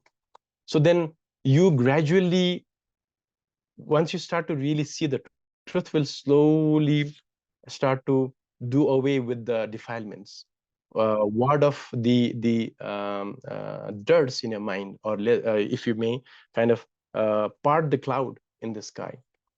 And once you really start to do that, then you start to really enhance your meditative voice also, your stability in being in the I do have time, right? So being in that meditative equipoise prolongs, being in that nature of mind, or seeing the nature of reality prolongs as you go further on the path. And your capacity to genuinely practice loving kindness and compassion also enhances with that. Okay. So in this stage, in the path of meditation, there are two different aspects that really manifest the two different aspects of the 37 limbs. One is the Sapta Bodhyanga. So a person will have really an unfaltered smriti. The mindfulness becomes really a second nature. And within that, a person starts to analyze his own mind streams, the defilements, now when we talk about the obscuration here, we talk about the cognitive obscuration in Mahayana, and also some afflictive obscuration also. And then when you start to really clear out your mind with the dharma pravichaya, the investigation of phenomena, then you will have even more vigor, even more virya, actually, to go further on the path. And when you do that, actually, you experience what we call the priti and the prasabdi, the bliss and the peace within the mind. And now your mind attains what we called almost a stable state of awareness, that is samadhi. So samadhi is the effortless awareness of your mind with the given object, or abiding in the object of meditation without any effort. Okay. So once you have attained samadhi, then you also developed, you start to see actually phenomena, and you also developed what we call the upeksha, right? We talked about the four Brahma Viharas, and we said that without proper upeksha, we cannot actually practice loving kindness and compassion genuinely, because upeksha is actually the mother of unconditional loving kindness and compassion. And we, along with that, now since we are very close to the truth, so in the darsana marga, the path of no more learning, a person actually comes through what we call the Eightfold Path. And it's called the Noble Eightfold Path because only a noble being is able to see these aspects of reality themselves. Of course, we can practice them as Eightfold Path, but for us ordinary beings, they are not noble because we are still intellectually engaging in what we call the Samyak Drishti, Samyak Sankalpa, Samyak Bachan, Bach, Samyak Karmanta, Samyak Ajiv, Samyak Vyayam, Samyak Smriti, and Samyak Samadhi. Okay. I don't think I have to really elaborate on these, but when we really take up these Eightfold Path, then the first three has to do with the right view. Without really setting up our mind towards ultimate awakening, we cannot embark on the path. this is a path. This is a path which has eightfold.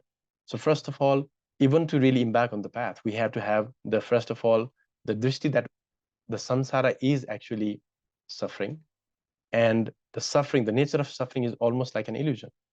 So we make a very firm commitment or intention, samak sankalpa, to deliver ourselves from this vicious cycle of samsara. And then comes the practical or the conventional aspect of our path. Now, once we have really taken off that, then we decide actually to use a right kind of speech. We will not use a harsh speech. We will not gossip. We will not slander anyone. And we'll also engage in samyak karmanta, the right kind of action. Will not engage in killing, stealing, sexual misconduct.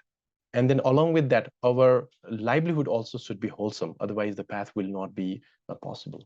Right. Then we move on to the meditative concentration aspect or the samadhi aspect. So the 3, 4, and 5 has to do with the sila, but these are now adhishila for a bodhisattva. And it is automated, like almost something which is spontaneous, which is effortless. And once a person at that moment, this is now almost at the verge of enlightenment, has that what we call the Vajrupam Samadhi, then one is able to completely destroy any kind of obstacle, whether it's cognitive or afflictive, and then one attains what we call the awakening, right? But what is actually preventing that awakening on our path?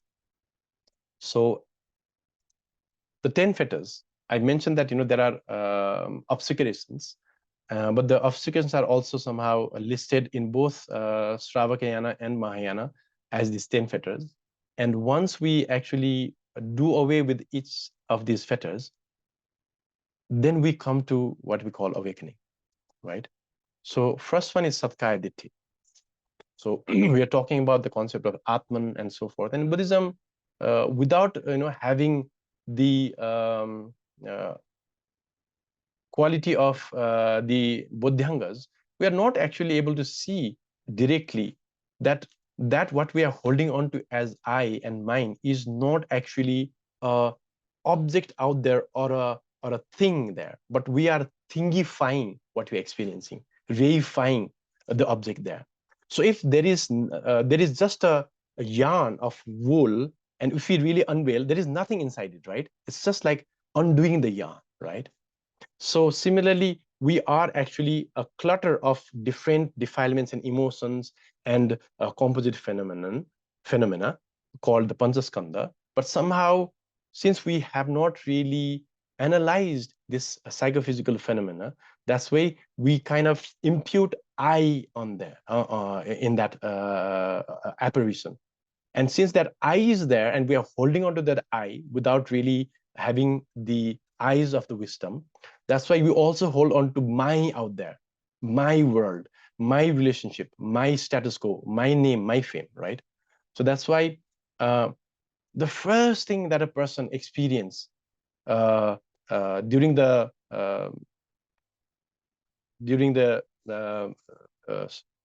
darsana marga is the person will see that there is no I, there is no I per se, no ego per se that I need to hold on to.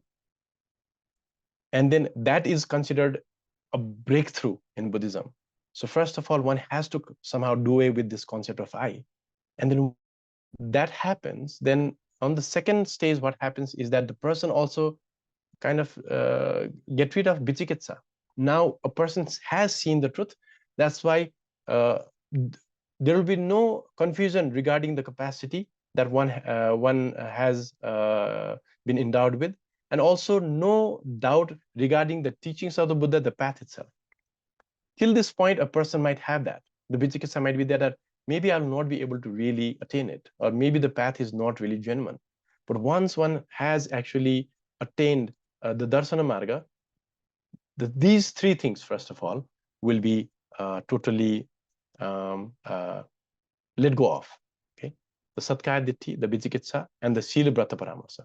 Up till this point, because of hope and fear of sansaric being, whatever we do is somehow just swaying between the two polarity of hope and fear. Hope and fear.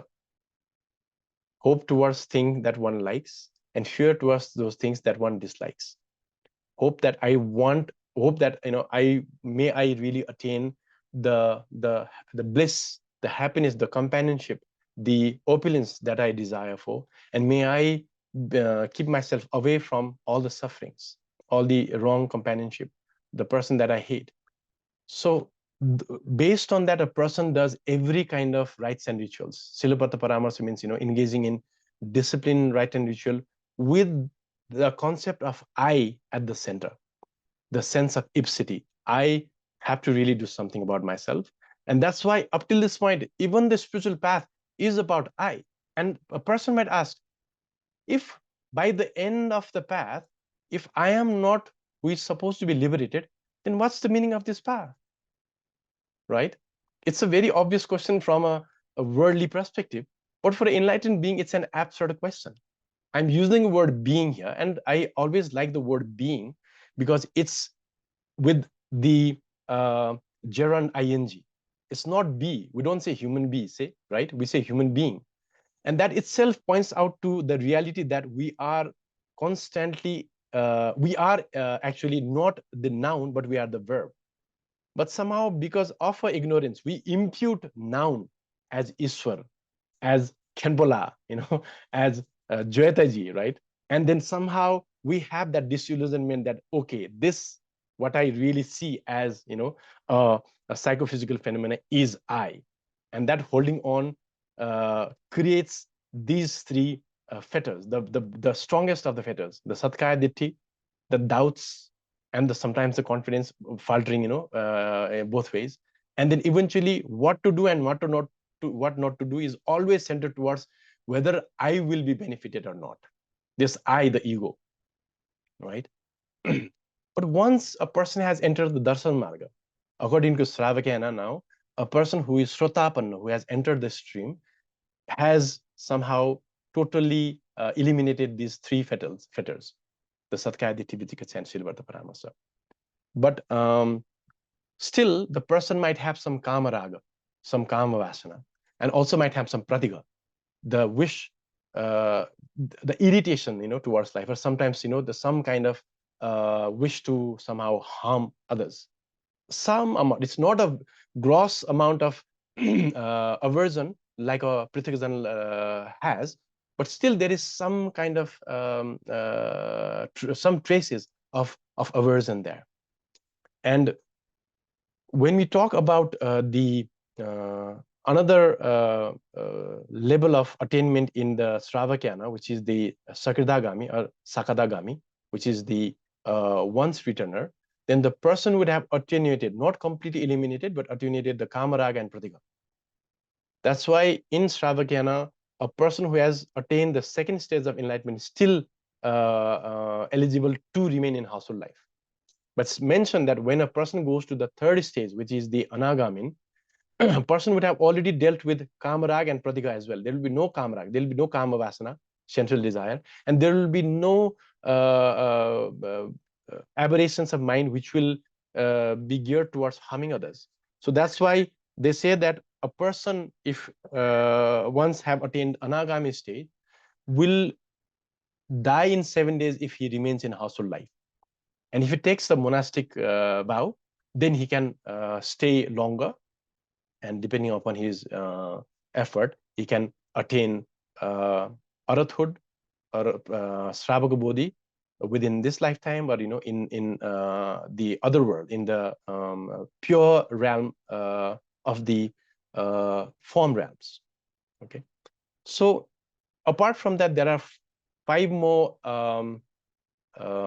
defilements that the Anagami deals with and attenuates, but would not manage to completely get rid of. But once a person really attains what we call the awakening, Sravaka or the Pratik Buddha or the Bodhisattva awakening, then one manages to shed off the Rupa Raga, the grasping towards, there might be, sometimes in our spiritual tradition, we have this idea of very romantic, of fantastic idea that this world is really defiled. There's a lot of suffering, but there might be a world out there. If I do a lot of virtue, again geared by Shilbharta Paramarsa, that, I will be born there, and that is also a kind of a craving. And if you have craving, you are bound in samsara. How can you be free? And sometimes there might be, aruparaga also. I don't want to see anyone, I just want to have this peace of mind. I don't even want to experience any sensual pleasure. And there is this, grasping towards what is not tangible through the five senses, but only experienced in mind. That is called aruparaga. But that is also a kind of attachment, right? So that's why bodhisattva or a Shravaka on the path actually focuses on these two aspects also, and then gets rid of them at some point. And along with that, the mana, there's some kind of, I am the one who is walking the path. I have done this, I have actually made a lot of effort, which also will be dissolved. And eventually the flickering of the mind, the faltering of the mind, the agitation of the mind settles down. And then one attains what we call the state of the vidya, the state of wisdom, the opposite of which is avidya, means that which kind of prevents us from seeing the nature of reality as it is. Yatha bhuta jnana darshan, right? We can't see truth till avidya is there. So when these 10 fetters are dealt with, then a person actually, comes to what we call the path of no more learning. And here, actually, a person has already realized the 37 factors of awakening, has fully realized it. And then that stays in all the yanas is called nirvana, but there are different types of nirvana. We have to qualify the nirvana. In some, there is what we call the sopadishis nirvana, nirupadishis nirvana. In some, we could talk about the apratishthit nirvana, right? But nirvana is nirvana, even though there are different types of nirvana. But at least at this moment, a person is free from any fuel that continues our suffering in samsara, right? So that's why, what are the characteristics of awakened being, whether it's an Arhat or a Buddha? The person is free from the suffering of rebirth, because one has totally extinguished all the fuel that continues the vehicle of samsara. The person has perfect wisdom and unwavering compassion, and also unconditional compassion. And then the cessation of suffering and ultimate peace is also attained. And then, of course, the person, even though sometimes in Sravakana, we tend to believe that once a Arhat is, a person has attained the Arhathood, the person will cease to somehow exist for the worldly being or something like that. We cannot really say what stage is that. But in Mahayana Sutra, actually, the Arhat is also a person who eventually will embark upon the Bodhisattva path and will become eventually a Buddha. So his activities are somehow just paused for a while, but he will not stop to benefit beings, because there is a huge repository of punya, and punya will always ripen in benefiting beings. So, so what are the key takeaways? Of course, so the path here, the 5 paths, actually provides not only a structured spiritual journey, but it also provides us with a very tangible stages that we can embark upon, and then practicing them, pragmatically will lead us through all these milestones that we know as 5 paths. And then, even though we call it the Panchamarga, the 5 paths, actually these are like the milestones in one long stretch of the journey. And the goal, obviously, of the 5 path is the cessation of the suffering and the awakening, or the Buddha, right? So I think, yeah, I managed to actually finish it 10 minutes earlier, probably, which I'm happy about. Normally, I used to really take a lot of time sometimes. So I think, yeah, I'm happy about it.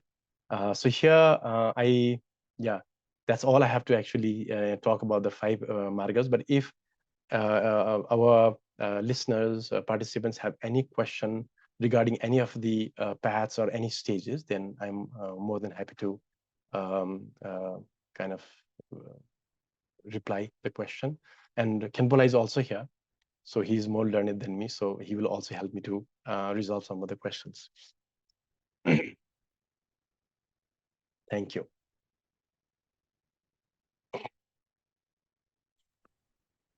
Heartiest thanks from our side to Sri Ishwara Pragya for this enlightening discussion.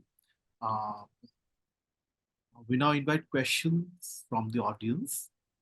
So please come up with your questions.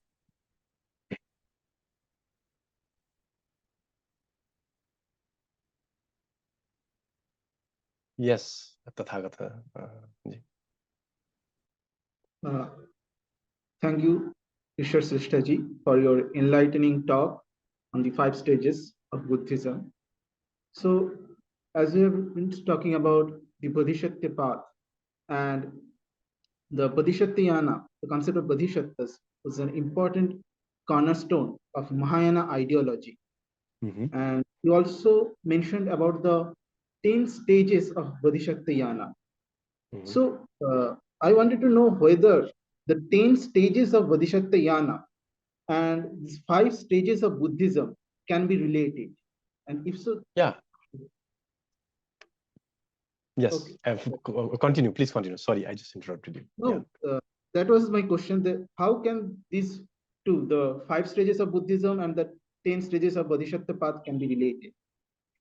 So, as I mentioned, the initial path that we talked about, the path of accumulation, is actually the preparation. As I mentioned, it's just like accumulating all the accessories, all the supplies that you need for the journey, and the fuel, right? That's why we call it the path of accumulation. We accumulate the intellectual wisdom. It's not the direct wisdom up till that point. And then we also accumulate a lot of virtue. So this is almost like the fuel of the vehicle of what we call the Bodhisattvayana. It's a vehicle, right? So we need fuel. So but up till now, we haven't embarked upon the path. Now, what we call the path of joining, you are almost about to enter the vehicle. Still, you have not really started the journey of the Bodhisattva, the Arya Bodhisattva, right? Then once you diligently practice those 3 sets of 37 limbs of enlightenment in the path of joining, the Char Smriti Upasthana, Char Ridipad, Char Prahan, then actually you come closer to the realization of the truth. You have not realized the truth yet. That means you have not really started the vehicle yet, but you are almost about to start the vehicle. That means you are almost about to, get into the Darsana Marga. So the 10 stages actually is connected with the Darsana Marga. So that's why once a person has really, started the vehicle, means once a person has seen the truth, seen that moon, right? Then the person will, be more motivated and will have more vigor to continue the path. And that continuation of the path of actually realizing those 13 or 14, you may say, aspect of the moon till it's fully full-blown, the aspect of the moon of the Purnima, you actually go through first Bhumi till 10th, or if you want to take Vajrayana, you go till 13th Bhumi, right? So the path of seeing, the path of meditation, Bhavana Marga, the path of Darshan Marga, the path of Bhavana, Darshan Marga, Bhavana Marga, and the Asaiksha Marga, path of seeing, path of meditation, and path of no more learning, actually is subsumed, or the 10 bhumis are subsumed within these 10, the 3 stages of the path, of the 5 paths. Isn't that true, KHENPOLA? Please correct me if I'm wrong. Yeah. There's a question from my side. Sure. Now, whenever we embark on any spiritual discipline, and here, like in this case, the attainment of nirvana being the ultimate end, so that requires a strong aspiration on the part of the practitioner. Now, and like you even referred to this Riddhi Patha while referring to it as, and you translated the term as desire. So there were what look at my question. Now, again, while since aspiration, I don't know how much it can be translated as desire or not, or as like Riddhipat or Ichha, whatever. Like here, like in the Chanda, it's a chanda actually. Chanda. So chanda is translated as sometimes desire, sometimes you can also translate it as intention, sometimes you can translate it as aspiration. Yeah.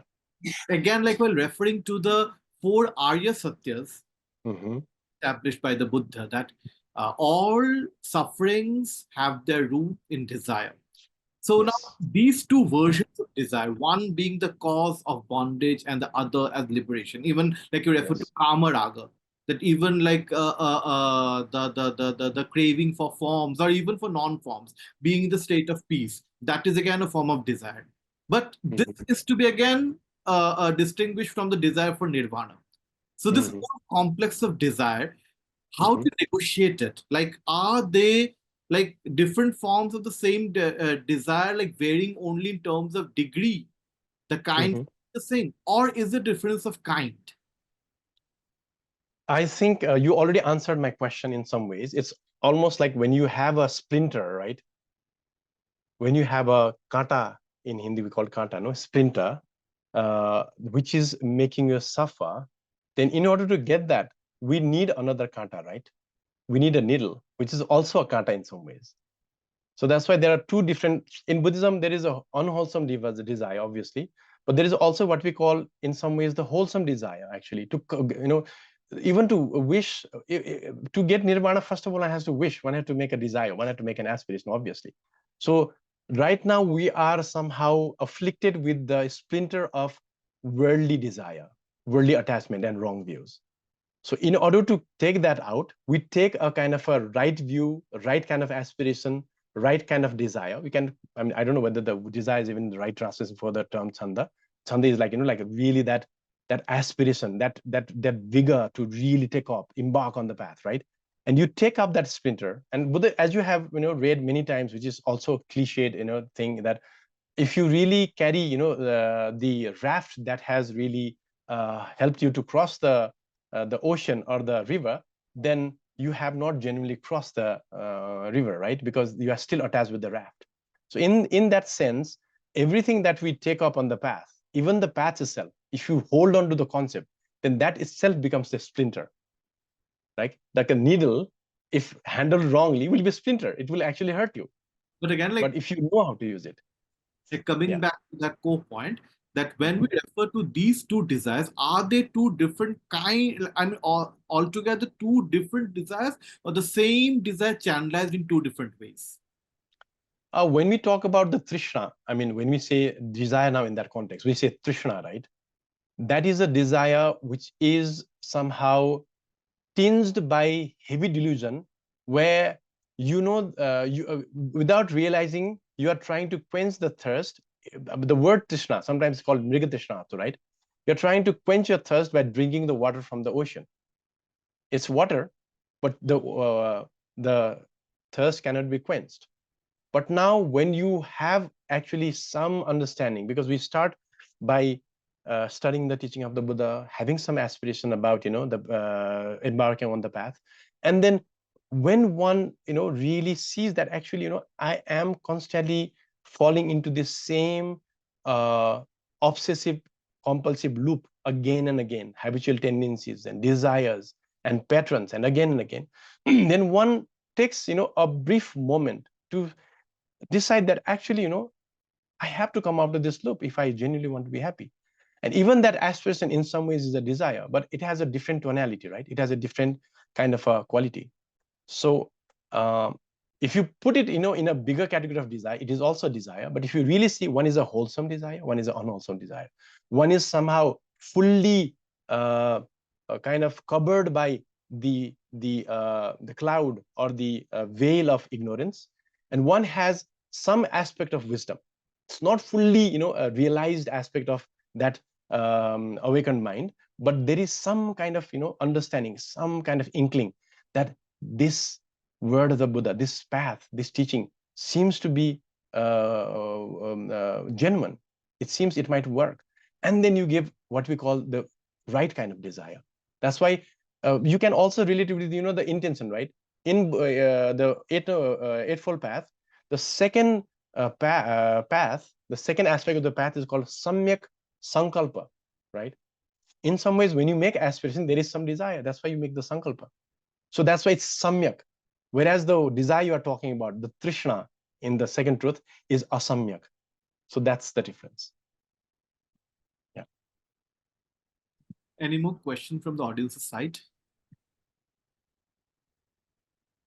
May I ask something?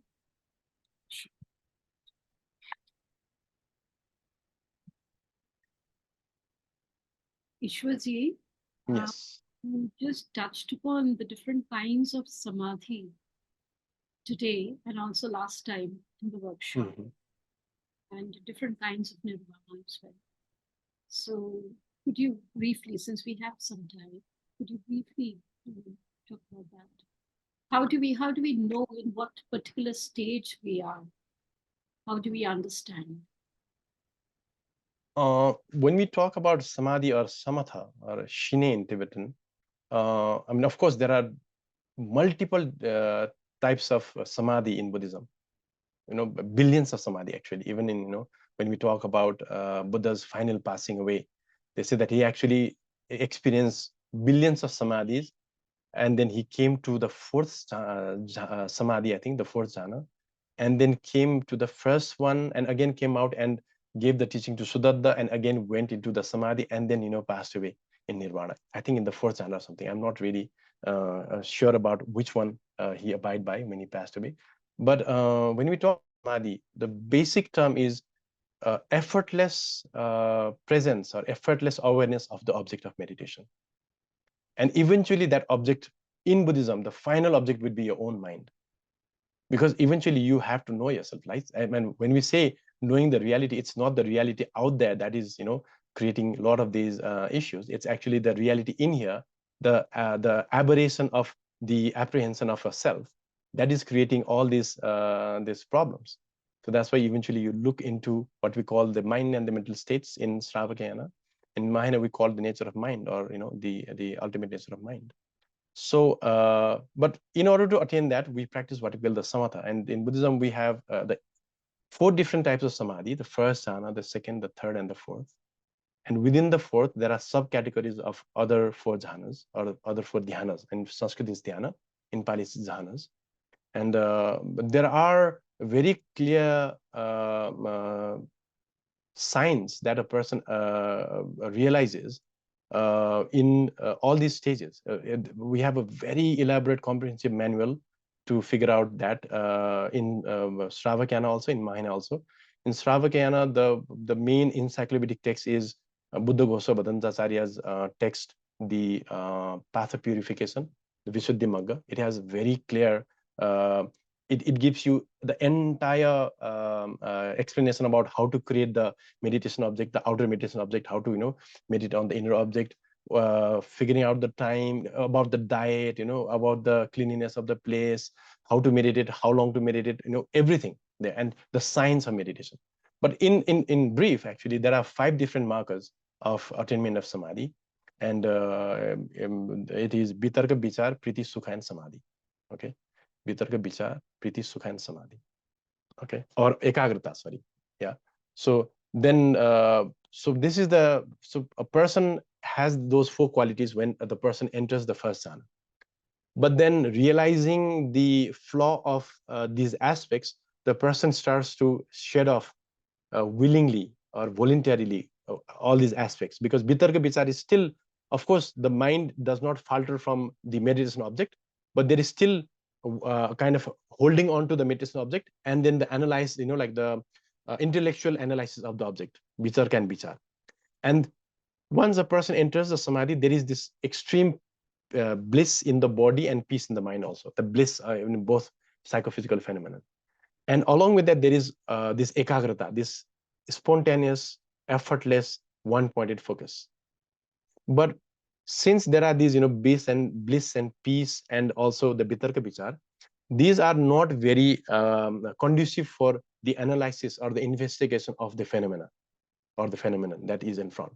So that's why when a person goes to the second jhana, the person sheds off, you know, one of the aspects.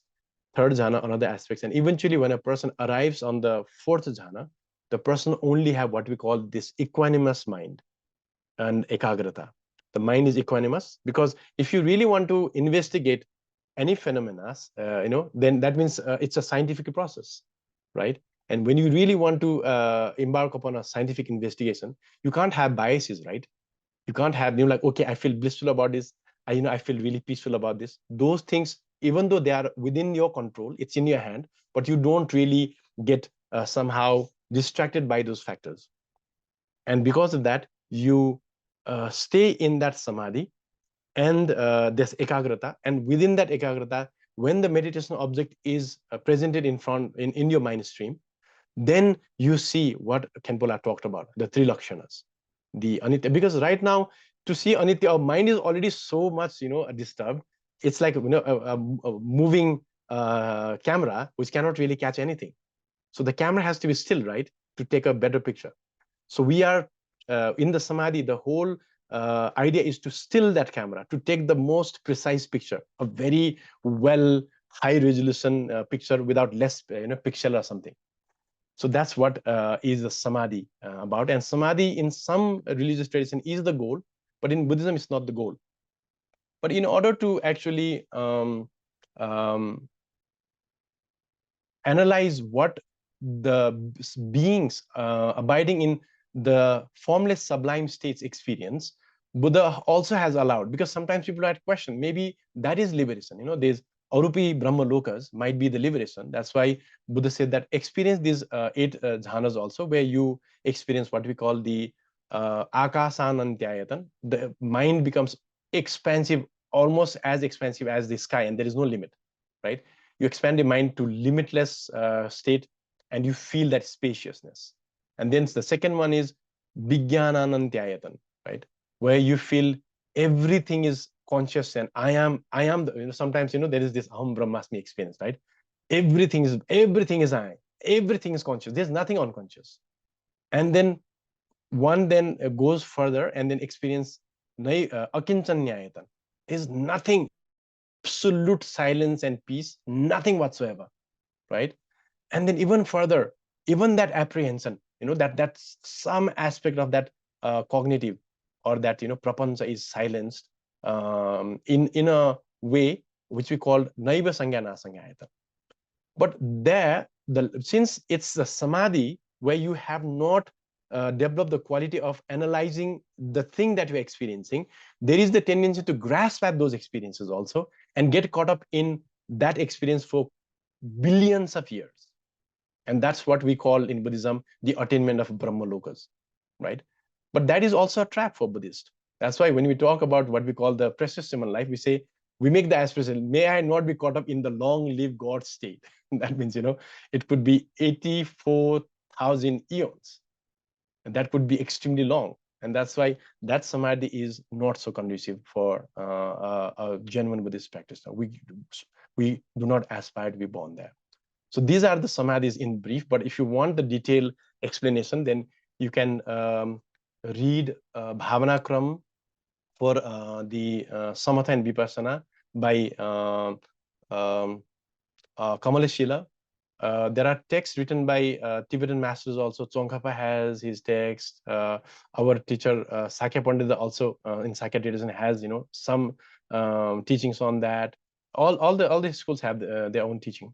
But in Shravakayana, I would suggest, when I say Shravakayana, I'm talking about Theravada. I would recommend to go through Buddha Ghosa's The Path of Purification, which is available online for free anyway. Yeah. I think Anupji has a question. Just a little bit, then Anup, and I think he also wants to ask you something. So what you say is samadhi is also a trap. Like if we aspire for samadhi, that is also a trap, which means like we are still caught up in that bhava chakra. We at least we can just go to that sarga loka that you discussed, and then we are caught in that limbo, right? Yeah. I was thinking of the various monks who go into samadhi for years. I mean, 100 years or something like that we hear, and their body just like that, but they the body is still there. It's a living body, but they are elsewhere, like out of the body. Something is happening, but the body is still there. I mean, it is still the flesh of the body. So which means like they are trapped in that samadhi, is it? Now that's a very complex question, because depending upon the aspiration of the practitioner, some of them might be caught up in that limbo, state of limbo of bliss and peace. But there is now, you have not really vanquished that last trace of desire, or like that holding on to that bliss. But for some, they might have attained a bodhisattva stage, and they might, be going and attending teaching from different Buddha lokas, and might aspire to come to help, the Buddha at some point, or, like the dispensation of another Buddha at some point when he's teaching, when he leaves the world. For example, right now, we have, they say that the bodhisattva takes up the task of disseminating the teaching of the Buddha. For example, now Buddha's physical presence is not there, but we have Manjusri, Avalokiteshvara, Tara, right? Vajrapani, Sarva Rimana Viskambi, and all these Mahabodhisattvas and Bodhisattvas. So they might be like, abiding in that state also. But this is that's a very complex question. And I don't think, my intellectual or academic training allows me to, really explore those areas. It's beyond my scope, I would say. Maybe Khenpola has something to add on to that. But Khenpola, is there anything if you want to? Curious things which I just want to ask. When you mention about these bodhisattvas, they definitely have a life of their own. Like when we paint, when we do a tanka, they take on life. We do our ritualistic offerings or utterance of mantra according to the lineage, like you do it. It's in your path. So they come to life, right? So they had once been, mundane beings like us, and they have attained bodhisattva, and they have reached there. So which means like they are free from liberation, and they are here just because they want to help us. Is that it? And second one that I want to ask is that once liberated, you talked about the Buddha lokas. Like we also talk about the different lokas which are there, particularly like we talk about, a place which is partly mythical and partly geographical, something which is hidden from the eye of the tourists and even the trekkers. But there is a place which is absolutely sacrosanct in this geographical world, where you have all kinds of yogis who are doing their tapas. And their vibrations kind of, order off the negativities which are there also in the cosmic, among forces. It's not just the humans and, the entities. I mean, you have the negativity among the cosmic forces which are there, out there in the wild. So you believe in that. And these, arhats or say bodhisattvas, they are part of that world, that they can travel to that world. One, it seems like one has to be in body to go there. One doesn't go really after death. One has to travel. When we are talking about bodhisattvas, sorry, Jaitaji, complete your question. I mean, I think, I just barged in. I have completed. Yeah, I thought you did, so that's why. So when we are talking about bodhisattvas, here we are talking about Arya bodhisattvas who have at least crossed the Darsana Marga. So in Chandrakirti's Madhyamika Avatara, I think I'm quoting correctly. If I'm wrong, please correct me, Khenpola. He has actually mentioned that once a person has entered the first Bhumi, the Darsana Marga, for a bodhisattva, he is not limited to this world or this body. He can go to 100 different world systems, in a moment, go to 100 different Buddha field, open the door of the 100 Buddha, like doors of the Dharma, and, like really access a lot of things which is not accessible for an ordinary being like us. And that quality in second Bhumi grows exponentially. It's 100 times 100 now. Already in second Bhumi, it's 10,000 times, right, Khenpola? And then it goes exponentially. So we can imagine, I mean, it sounds like, Buddha has created such a, a fantastic, picture of what the Bodhisattva path is about. But when we look, even in the world, I know certain teachers, the way they really aspire and the way they really manage to bring that aspiration to reality effortlessly is mind-boggling. And one of the teacher is Khenpola's and my teacher also, Dzongsa Khenchen Rinpoche. He looks like an ordinary being, but the kind of, and he doesn't come from a very rich family. In a way, he is a refugee, offspring of a refugee, you can say. right? Bhutan is not even, I don't know whether he consider himself Bhutanese or something, but the kind of, skillful means in Buddhism, that's why we don't call negative or positive anyway. It's like skilled or unskilled, the two things, right? If you are endowed with wisdom, you do it skillfully. If you are not endowed with wisdom, you do the same thing unskillfully. And in due course, when you suffer enough, we kind of tend to, learn the skillful means. And that's what it means. Buddhism, the path means learning the skillful means actually to helping oneself and others, right? Which entails actually accumulating both wisdom and the merit, right? So a bodhisattva has that capacity. A bodhisattva has that capacity. But for us, when we have not really witnessed that with our own eyes, then those kind of things seems to be far-fetched for us for the time being.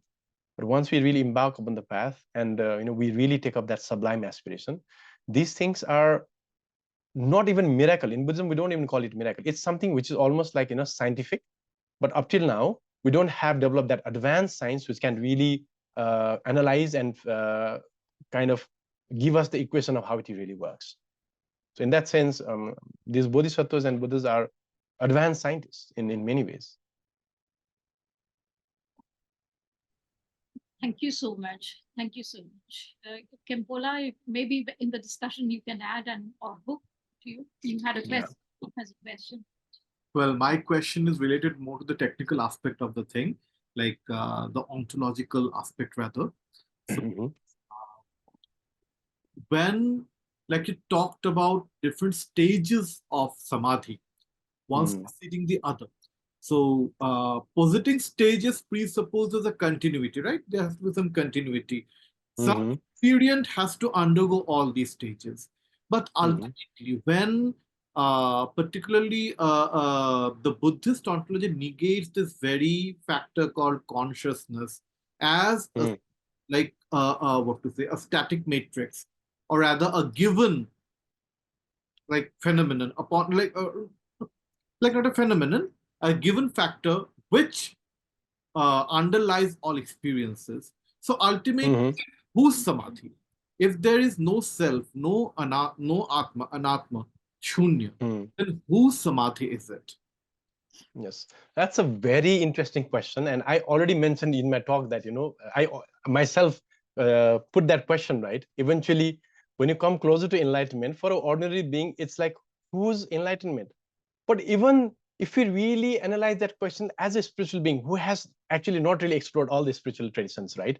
But thinks that, we die and we again take a birth, right? Let's say we at least believe in a spiritual world, in the Asian, South Asian context, we think that we continue, right?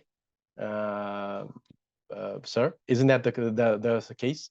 That we continue, right? There is a continuation. When we continue, then there is always like, particularly in the Hindu traditions, when we say that there is a reincarnation, rebirth, then it is always the self, the consciousness which undergoes all these births.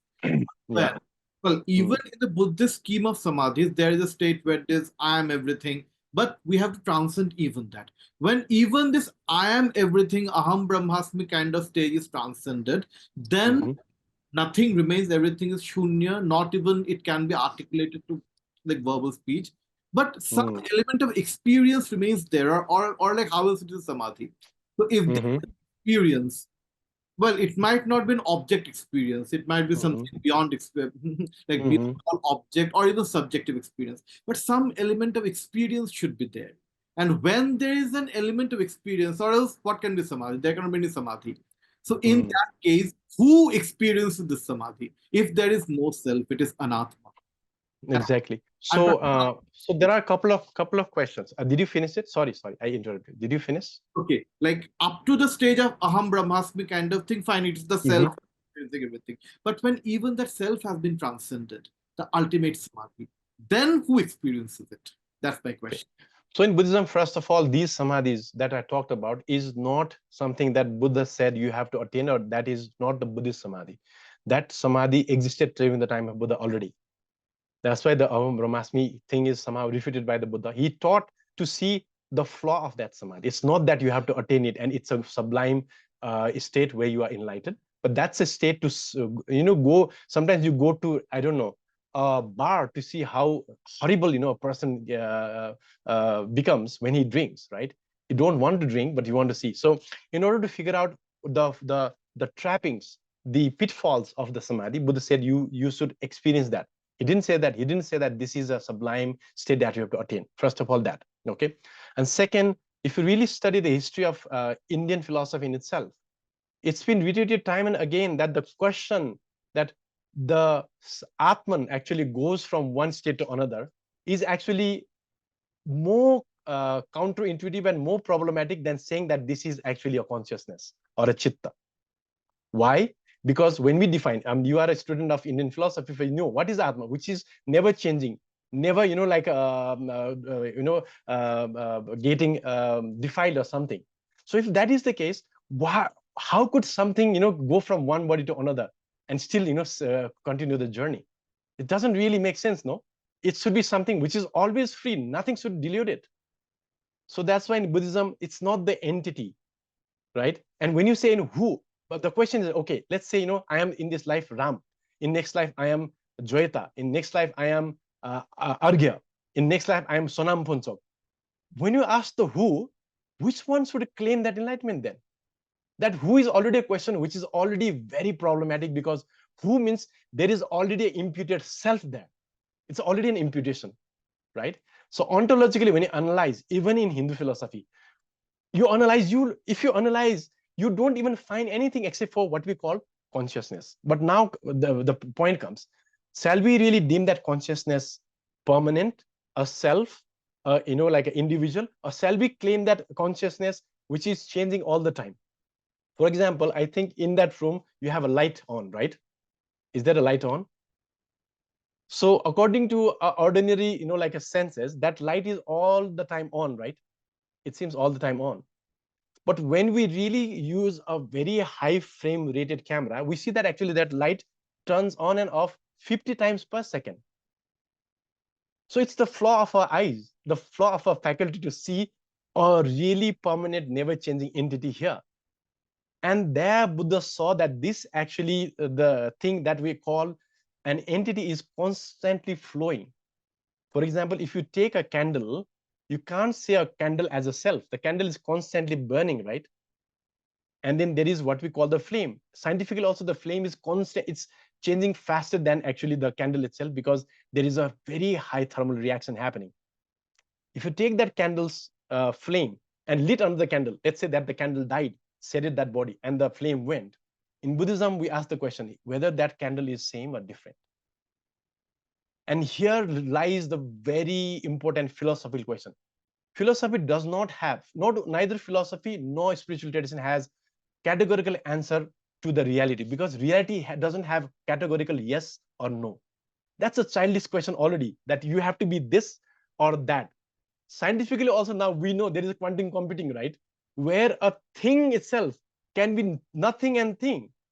Already in a worldly, phenomena, there is a computer which does that thing. Because of that, it can calculate which takes 7 billion years in a second. So imagine what happens to this mind when we don't hold on to this one, I am either Arghya or ISHWOR. So that's what Buddhism is trying to point out.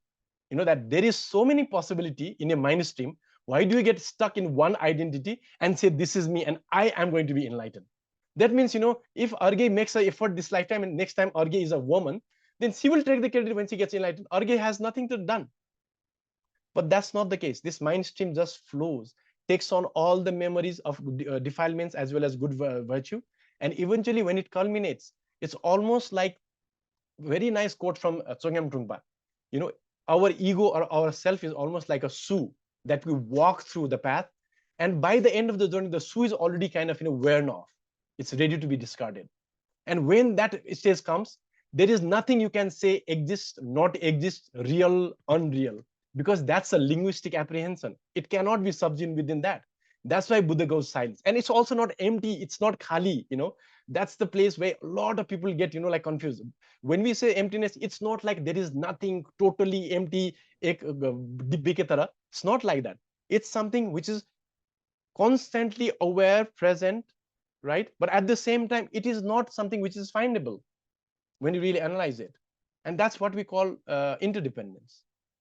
And if we understand that, then we'll never make wrong apprehension about what sunyata is. Because in India, I have seen people catch the word sunyata and they think sunyata means kuch bhi nahi hai, pura khali hai, dabbe ki tarah hai na. It's nothing there. It's not like that. Sunyata means like a very profound phenomenon. And in terms of existence and non-existence, it would be Chatushkoti Viridamukta. Neither Yeah, exactly. nor Yeah. Sadasad, nor Nasat Nasat. So Yeah, something which cannot be defined. And when this question is again negotiated from the Vedantic side, which posits Sat as the ultimate reality, but again, Yes. there's somewhere I find that these two schools of philosophy, they are presenting the same thing in two different linguistic articulations, as Satchidananda or as Shunya.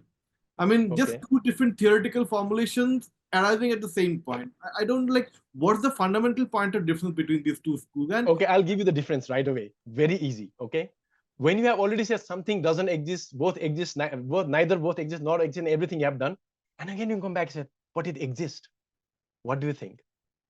Is it a right path, or you are again, somehow grasping to something and coming back? And actually, the Chatuskoti, as you know, it is used by Shankaracharya, right? If you look into his teacher's history, Ishwar Sen and then Gaudapad, then you see that actually Gaudapad's, Mandukya Karika, he has actually started his whole commentary by paying homage to the Buddha. So there is some, kind of a reality around why Shankaracharya is called crypto-Buddhist also. So Nagarjuna was the one who first of all propounded the idea of Chatuskoti. If somebody has not really acquainted themselves with Buddha's teaching, and that Chatuskoti, as you know, all the Indians, even the later Jagarguru, actually blame Shankaracharya by saying that you stole from Buddhist, you are a crypto-Buddhist.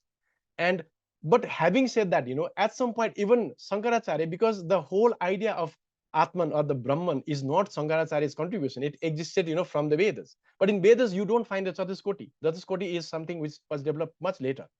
But since it is somehow said Sad, Sad is within the linguistic framework, right? Sad means yes, it exists, yes, is, or yes, right? but again, like And the Shankarite school would provide their own rationale to explain how this both like the whole idea of Sat, it like it's almost like an umbrella term that encompasses both Sat, Asat, and everything else. And Shankara, like very tactfully, he keeps this Chatushkoti kind of definition for Maya, the illusory aspect. The Maya is neither Sat nor Asat nor Sat. Well, that goes more into theoretical complications.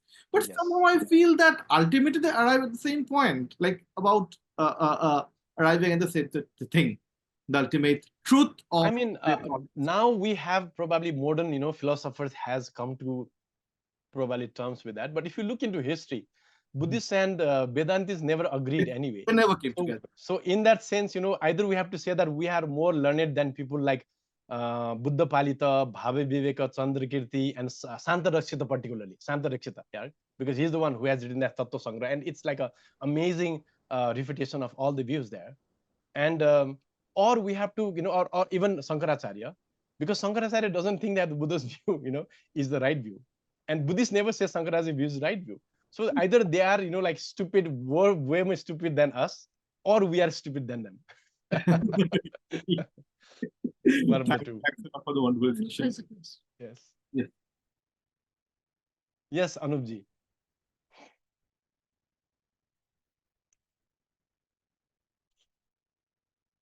Yeah.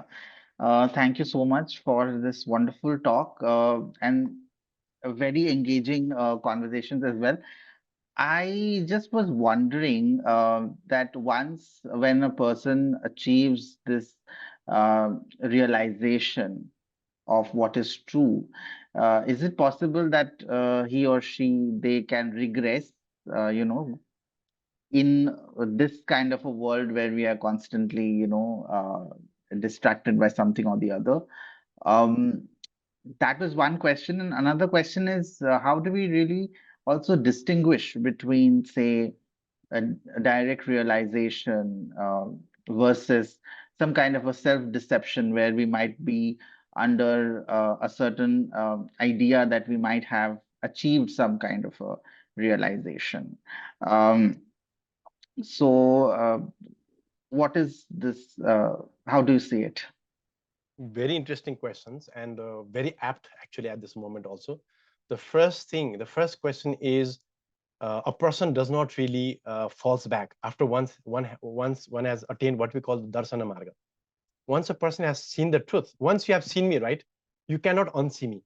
Can you not recognize Ishwar anymore? Now you know I'm Ishwar, right? Once you have seen it, you cannot unsee me.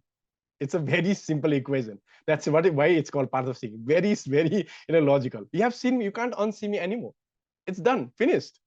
You can pluck your eye, but still my memory will be in your brain, right? So that's darsana marga. And then the second question is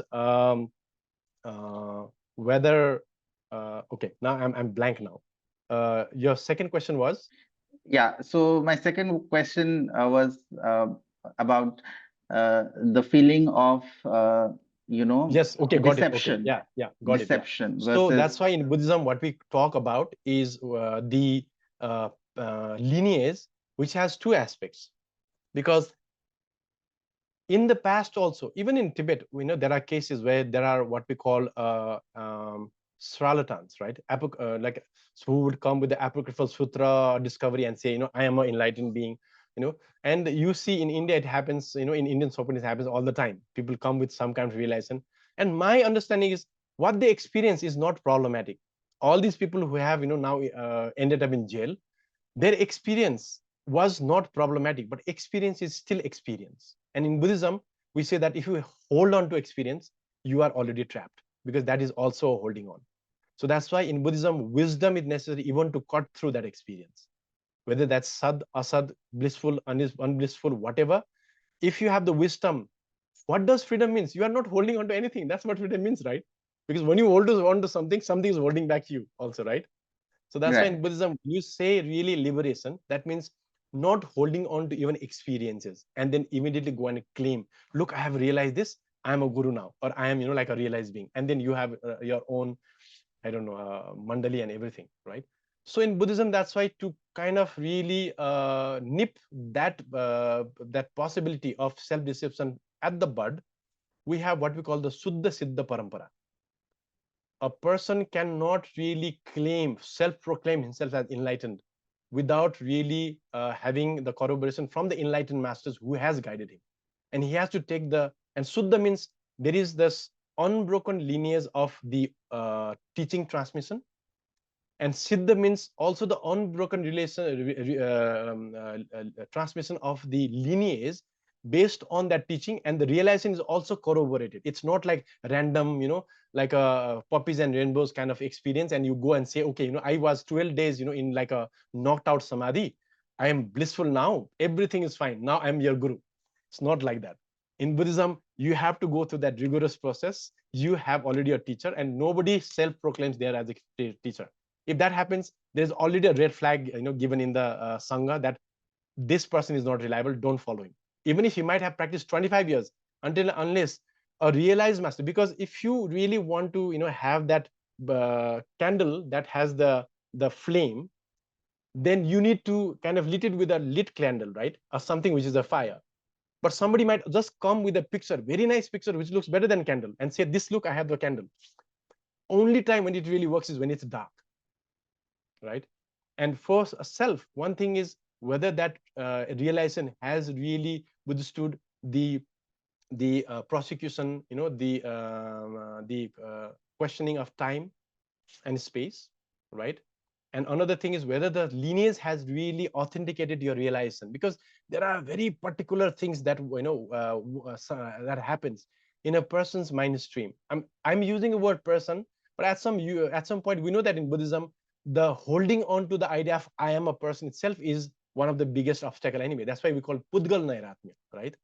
Once the Pudgal Nairatmya is done away with, of course, the outer facade is there because the wisdom has to be expressed somehow, and we need the gala, we need the body and so forth. That's why the Bodhisattva somehow inhibits in a body, but he is not somehow caught up in that body. He doesn't identify himself as that body. That's why he has many possibilities. So that's why the lineage is the full, of course, still, with that, sometimes, you get some aberrations in the system. But that is one of the things which I have found extremely helpful in Buddhism, the authenticity of the transmission of the teachings, and the authenticity of the realization also. If those two things are there, you can really rely on that lineage. And once the teacher, because every disciple doesn't get enlightened, a teacher might have certain disciples, and they will give authentication to the teacher, and that person is authorized to teach.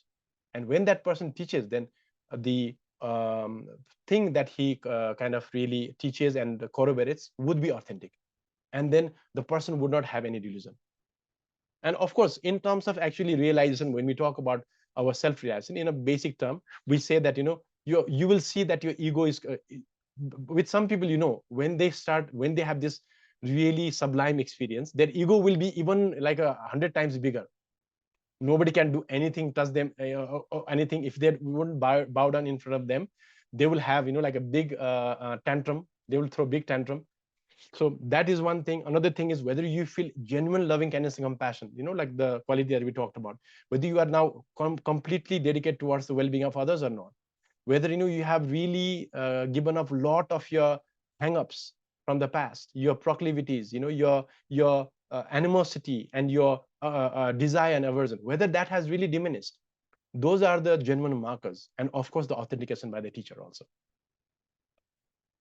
So one needs to live a monastic life to attain this, what you said, Not right? I mean, not necessarily. okay. Because Buddha's disciple, if you really look into the statistics of Buddha's disciples, then only 10% of Buddha's disciples. Now probably it's even like bigger, because monasticism is slowly getting dysfunctional. KHENPOLA can even elaborate on that more. Like monastery where they used to have 10,000 monks, now we only have probably 700-800. So that's why monks are diminishing. And even during the time of the Buddha, 90% of the practitioners were householders, by the way. So it is very pragmatic. घर बैठ के काम कर सकते हैं. We can practice by staying at home. Of course, but there are things within household life which is somehow almost against the dharmic practice. For example, for the sake of my family, if I engage in something non-virtuous, then you can't tread on the path of virtue, right? Because the path itself is virtuous. So really giving up non-virtuous deeds with body, speech, and mind is conducive to the path, whether you are a householder or you are a monk. Right. Thank you so much, Ishwarji. Thank you. We extend forth the heartiest thanks to Ishwarji for this wonderful, enlightening discussion and this whole the discussion session that followed the talk. And now we would like to have a conversation between KHENPOLA ji and Ishwar Srestha ji. So we invite both the speakers. We used to have a very nice conversation with dinner actually, but I don't know now whether the same ambience can be created or not. I'm just kidding. KHENPOLA. So could you elaborate a bit on how these three types of the three universal characteristics are somehow related with the path in some ways? Your input on this. And also I would like your insights on the third type of suffering, because I'm still struggling with the third. Intellectually I do understand that, but the third suffering, as Buddha has pointed out, is actually the doorway to dharma, right? The duje khape duje ki dungyal, right? So duje ki dungyal, yeah. So that's why this all-pervasive suffering. So somehow could you just relate that all-pervasive suffering and the three characteristics with the path in general?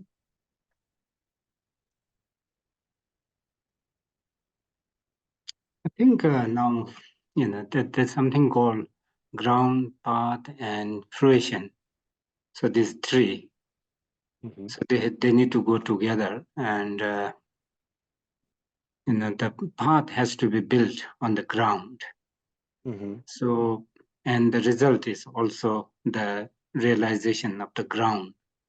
So first we need to analyze and establish the ground, the truth, the view, so to speak. And only through establishing the view, then we can have a path, because path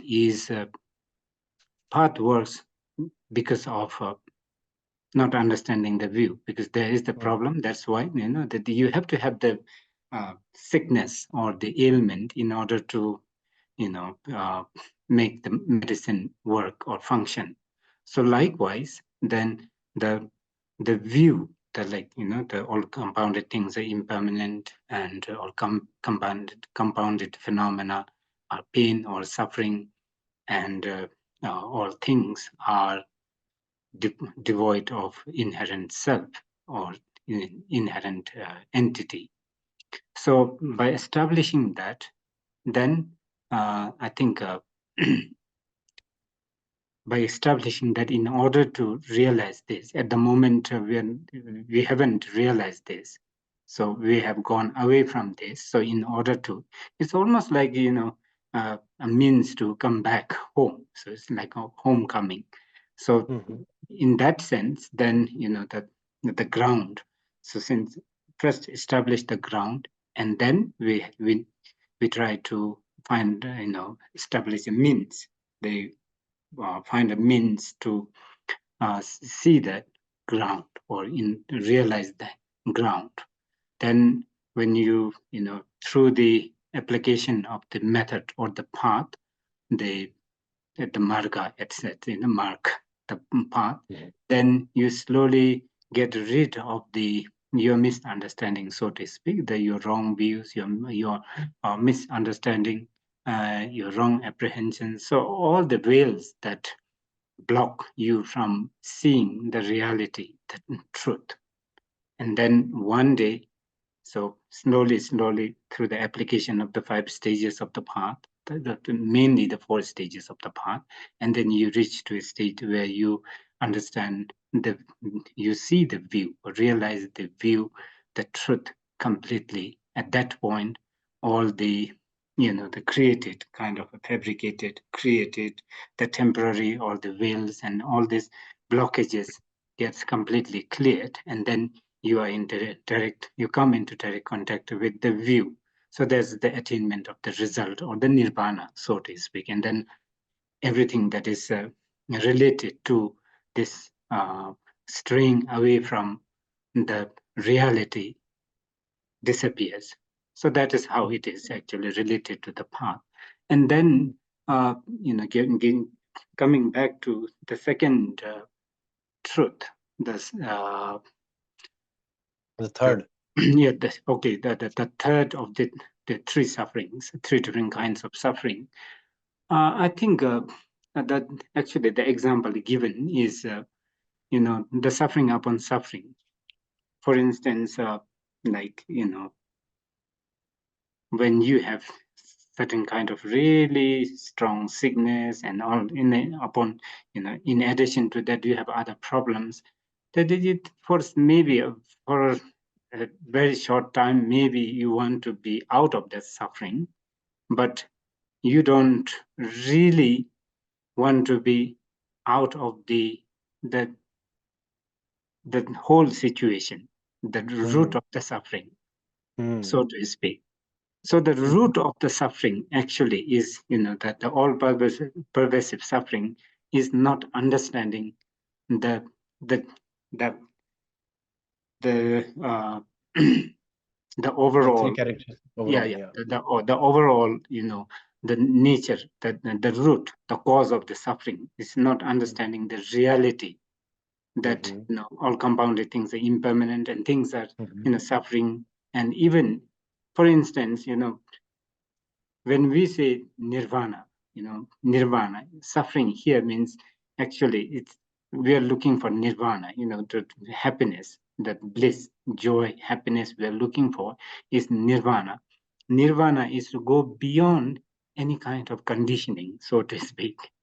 So, you know, this gross conditioning, just knowing the gross condition doesn't seem to really, you know, invoke that interest or that longing to be free from the subtle suffering. They're just the gross suffering, but the subtle suffering remains there.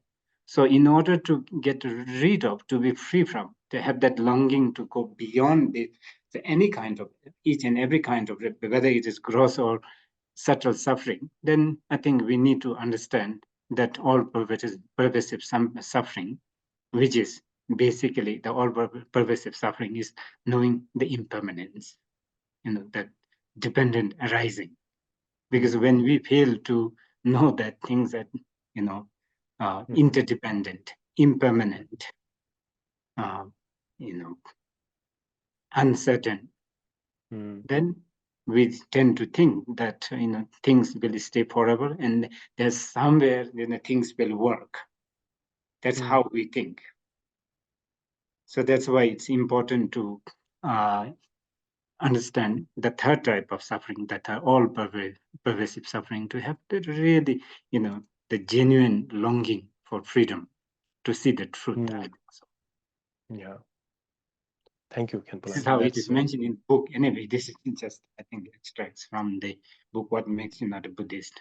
Yeah. It's a pretty good read also. I mean, you can read it in one sitting, and very helpful. Rinpoche has a nice way of really bringing thing to kind of really put the profound teaching of the Buddha in a very simple language, in a relatable language. So that's something which I really appreciate about Rinpoche's book. What Makes You Not a Buddhist is one of them. I'm not a good reader. I'm a very bad reader. I'm very sorry. So I don't have like comprehensive, information. It's the same with me as well. But KHENPOLA, I mean, I just wanted to kind of confirm. So there is this particular example that is given, right? That if you have an eyelash, and the eyelash in the palm of the hand and the eyelash in the eyes, it's the same eyelash, but the kind of suffering that a person who is having that eyelash inside the eye and eyelash in the palm is different, right? Is this somehow contextual in this case of the samskar dharma dukkha, and with the bodhisattva and the ordinary being? Can you elaborate on that?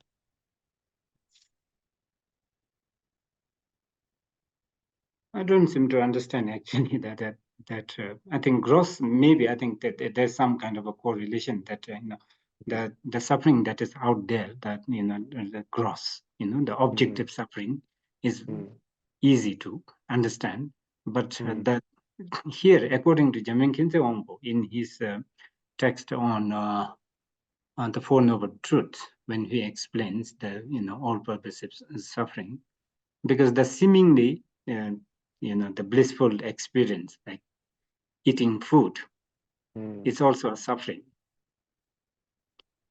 For instance, that eating food is also a suffering. It's not, in nature, it is compounded, it is uncertain. Then you don't know what will happen with the food, because after eating the food, so many different things happen. Actually, unwanted things happen through taking food as well.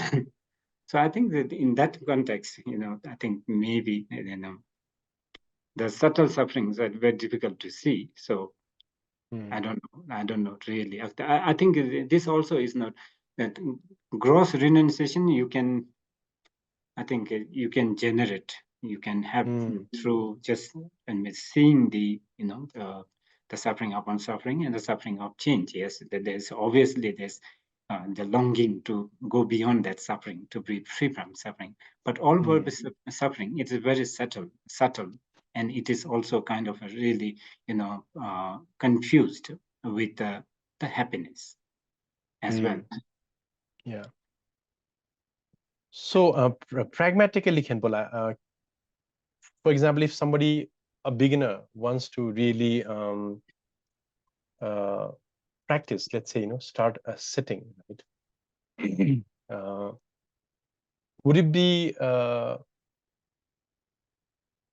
advisable for somebody who really wants to embark on the path and start the practice to first of all, just take up of course, the teacher has to be there, the guidance has to be there, but first of all, to focus, to kind of calm the mind a bit, like the initial scene for a while, so that you don't have that mind which is extremely disturbed, right? And then after that, like really meditating on what you really what you mentioned now, because for me, please correct me if I'm wrong, these three characteristics seems to be like a almost like a path. Like, first of all, impermanence is not that difficult to see in some ways, right? At least intellectually, people know impermanent, right? But then a lot of people, even the example that I gave was, I read somewhere that for a bodhisattva, the sansara is almost like these eyelashes that fail in one's eyes. Without taking it out, you can't have any peace. It's that disturbing, right? But for us sentient beings, it's almost like a eyelash in my palm. It doesn't hurt me at all. We have not developed the sensitivity enough to actually see that wish to actually liberate oneself from samsara, right? So in that sense, the reason why I asked the question about suffering is because, despite the fact that people somehow think that they know suffering, that aspect of suffering, the third aspect, where things are unreliable because they're compounded, and because of our habituation, we tend to actually grasp at those compounded phenomena as me and mine, right? And because of that, we don't see the interdependence or selflessness of the phenomena. So can we say that, like, really, first of all, cultivating that peace of mind a bit, like the Shine, and then getting, into that analysis of anitya, anatta, dukkha, anatta, sorry, anicca, dukkha, anatta, or anitya, dukkha, anatma. Would that itself be considered a complete path in itself, or there should be some kind of qualification regarding this idea as well? I think now we have to be skillful. We have to be skillful, but not everybody can have that, genuine renunciation, the understanding of the reality. So I think because in order to realize that, have that understanding of reality, even to believe in that, we need some kind of a merit anyway. Nothing comes, without merit, it's very difficult. Actually, it will just go over your head, and then it won't have any effect on you. So I think, some kind of calming down the mind. So what I have experienced, it's also mentioned in the text, the practice text. So there is also the preliminary to the actual practice. So not just the preliminaries in the practice itself, but the preliminary to the actual practice, like, breathing exercise and, trying to contemplate on something. So these kind of things, I think that coming down the mind through will also work. And then I think slowly then you will develop, that through your merit, and then once you get used to the training the mind, actually. So you need to train your mind first in that field.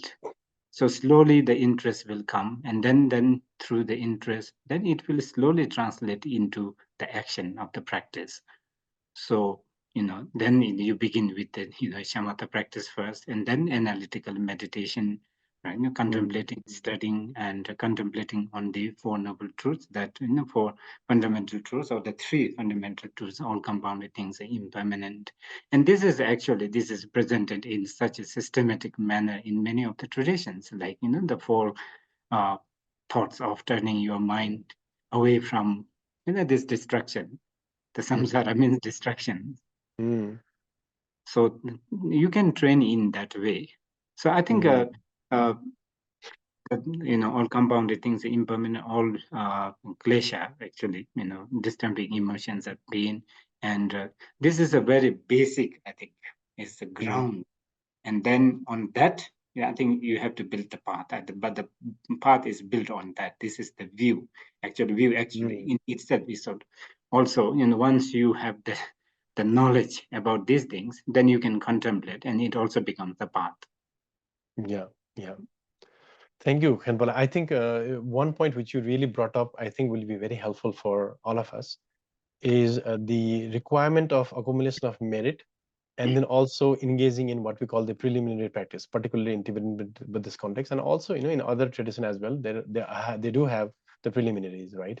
So could you elaborate on how one should go about it, for beginners like me, how one should go about accumulating the merit? What are the factors that really counts as merit, and how does one really actually engage in the preliminary practices? If you can give us an Just to have overview. some kind of interest, I think, just to have kind of this is from Jonsei Khenpo anyway. Actually, most of the things I'm just repeating, trying to in a very distorted way, I think. So just to have an interest to explore what Buddha has to say, or the Buddhist masters like Nagarjuna and Arya Asanga, that these masters have to say. This in itself is merit, actually. Merit is something that takes you towards the truth. That's what Jonsei Khenpo says. So the merit is something that takes you towards the truth.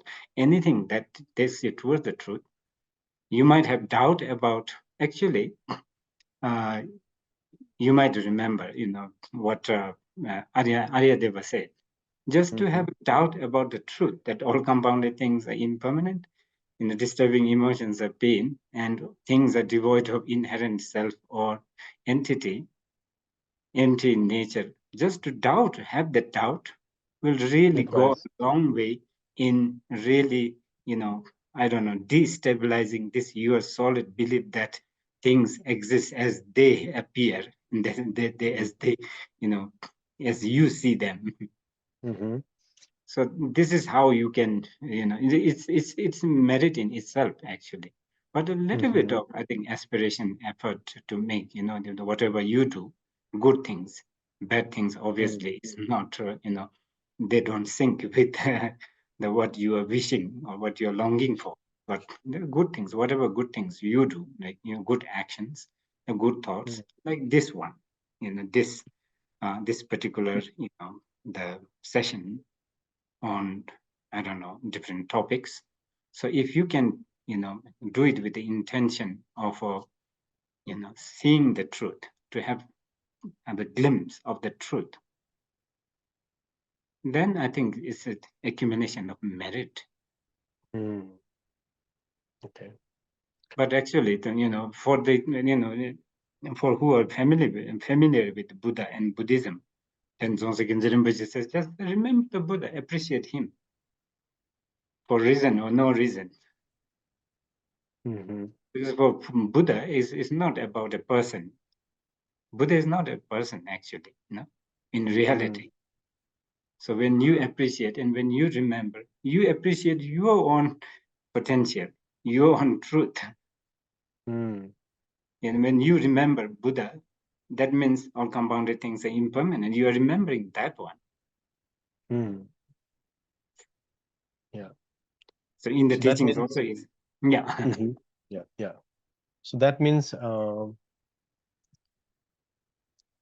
if we really cultivate some sublime thoughts, right, in the beginning, that itself could be considered merit or conducive to merit, right? A combination of merit, right? It's both, actually, conducive to merit, and it's also merit, actually. Anything that, because anything that is, that any action which is positive and which is, in line with the truth, is both the conditions conducive for merit, and it's also a merit in itself. Okay. Are there specific kind of things that you already mentioned, a few things like really contemplating on the words of the Buddha, even to doubt the words of the Buddha or to remember Buddha could be considered as merit or something that is conducive for the accumulation of merit. Apart from that, for a householder, let's say, a householder, I don't know, a person who is also engaged in other worldly things, what are the other skillful means that one can really take up to accumulate merit? Because it seems that in Buddhism, these two topics, right? Accumulation of merit and wisdom seems to be the biggest topic that subsumes everything within.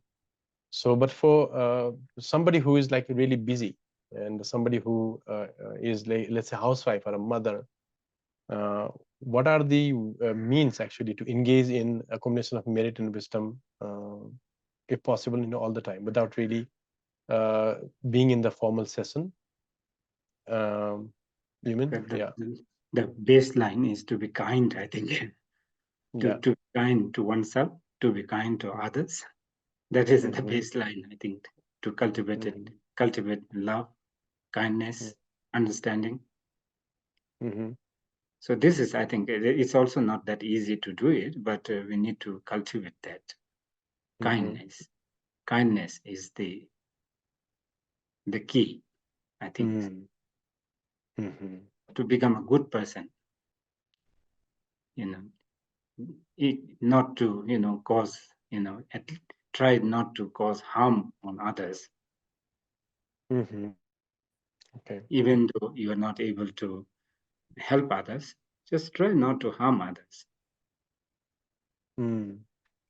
Yeah.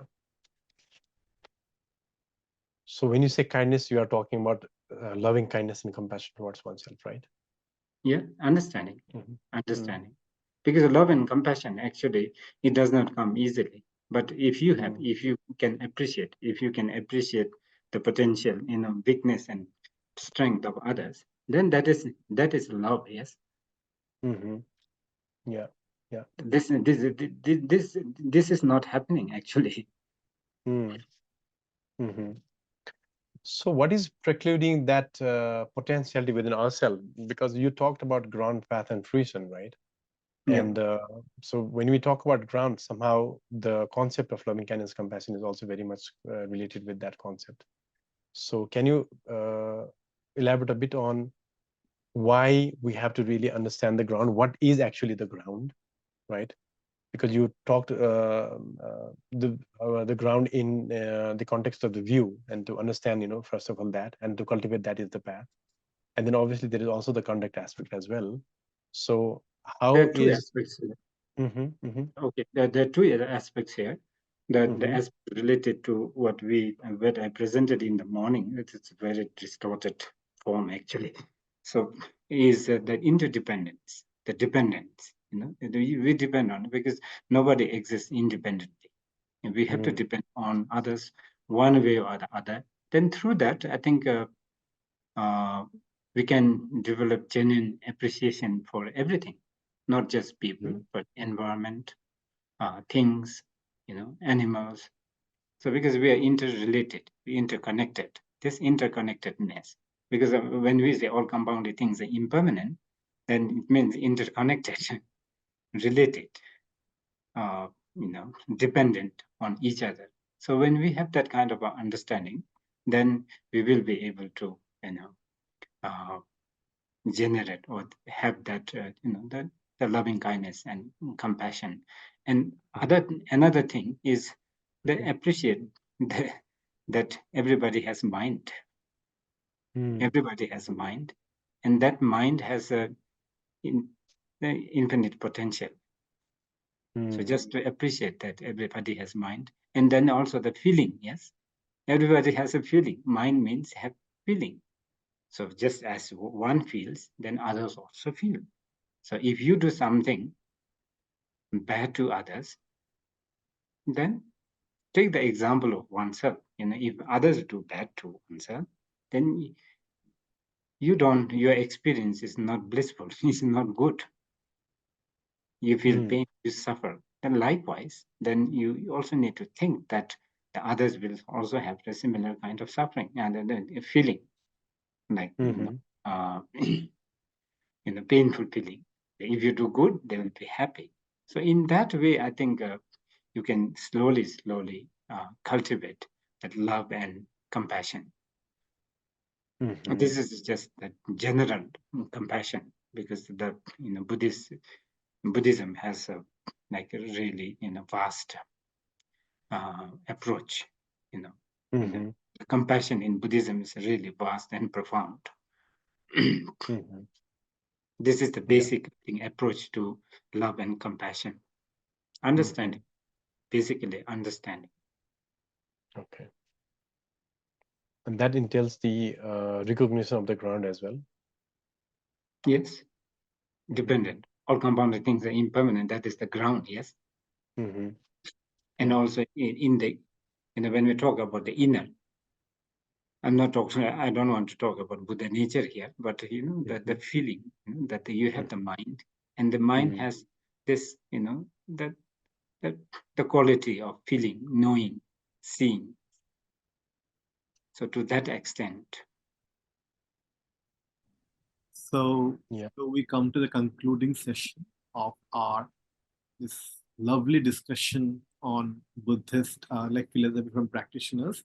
So we have seen that it's all about developing a perfect mental stance to all what is happening around, a proper analysis of the whole phenomenon of matter and mind, and then a cultivating sublime thoughts and uh, the way to transcend, I won't say avoid, but to transcend suffering is to like it all depends upon how we respond to it, how we develop a mental stance, an inner stance that responds to the stimulus that is generated from outside, and not that monastic life is the only option for like it is indispensable for in order to attain it. But one question came to my mind in course of this entire discussion, that it so happens we see with the younger generation that often when they get freshly introduced to spiritual ideas, like developing a spiritual bent of mind is a long-term process. But what is often institutionally done in some like several like religious disciplines, that a kind of imposed repression-based philosophy, a repression-based ethics, repress all your mental thoughts, repress all your emotions, repress all your longings and others. It's almost like imposing a heavy load on a like on an unripe foundation. So ultimately, it has more like the result is more disastrous when emotions continually get repressed, like layers of repressions happen within them. Then instead of spiritual bliss, what it ultimately amounts to tremendous kind of mental breakdown. And this has been a serious problem with most students coming from like religiously oriented educational institutions. Like it takes a very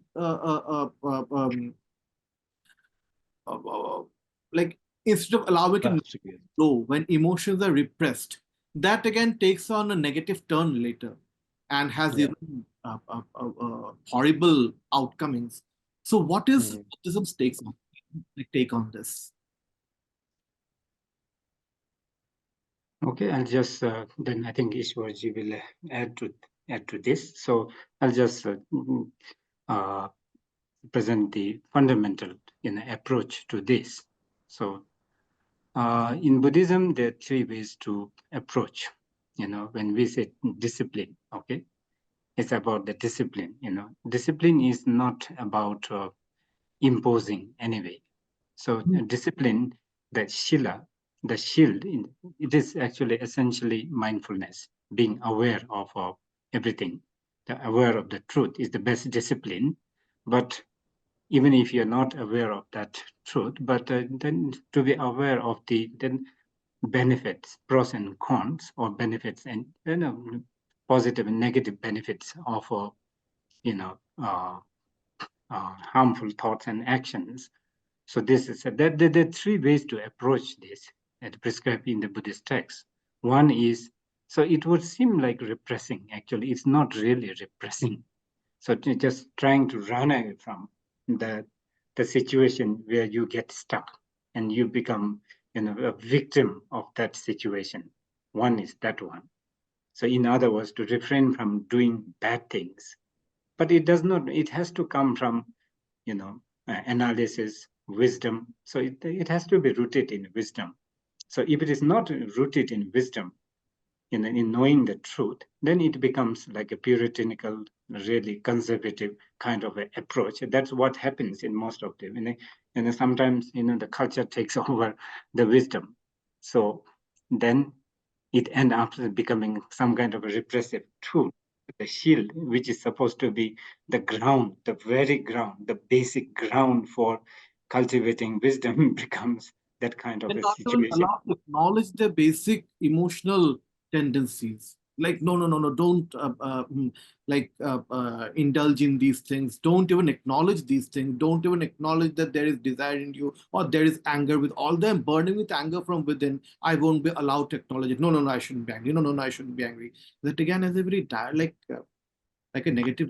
But that we need to educate. I think in that sense we need to educate them, because if that anger, to have anger is not a problem, but not to be aware of the anger and not let the anger translate into undesirous action. So that undesirable action, that is harmful, disastrous to both oneself and others.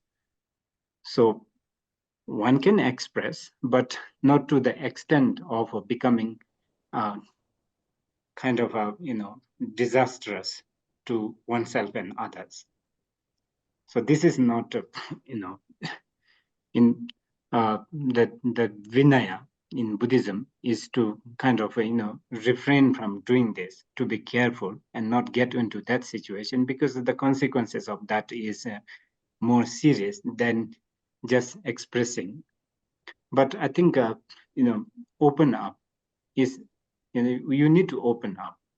You need to express. That anger should not be repressed. Actually, it's not repression. So it's like a skillful means to really deal with the anger. No, it is not a repression. It's not a force. Forcing the person to.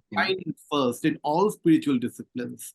Yeah, it has to come through contemplation and understanding of the pros and cons, the benefits.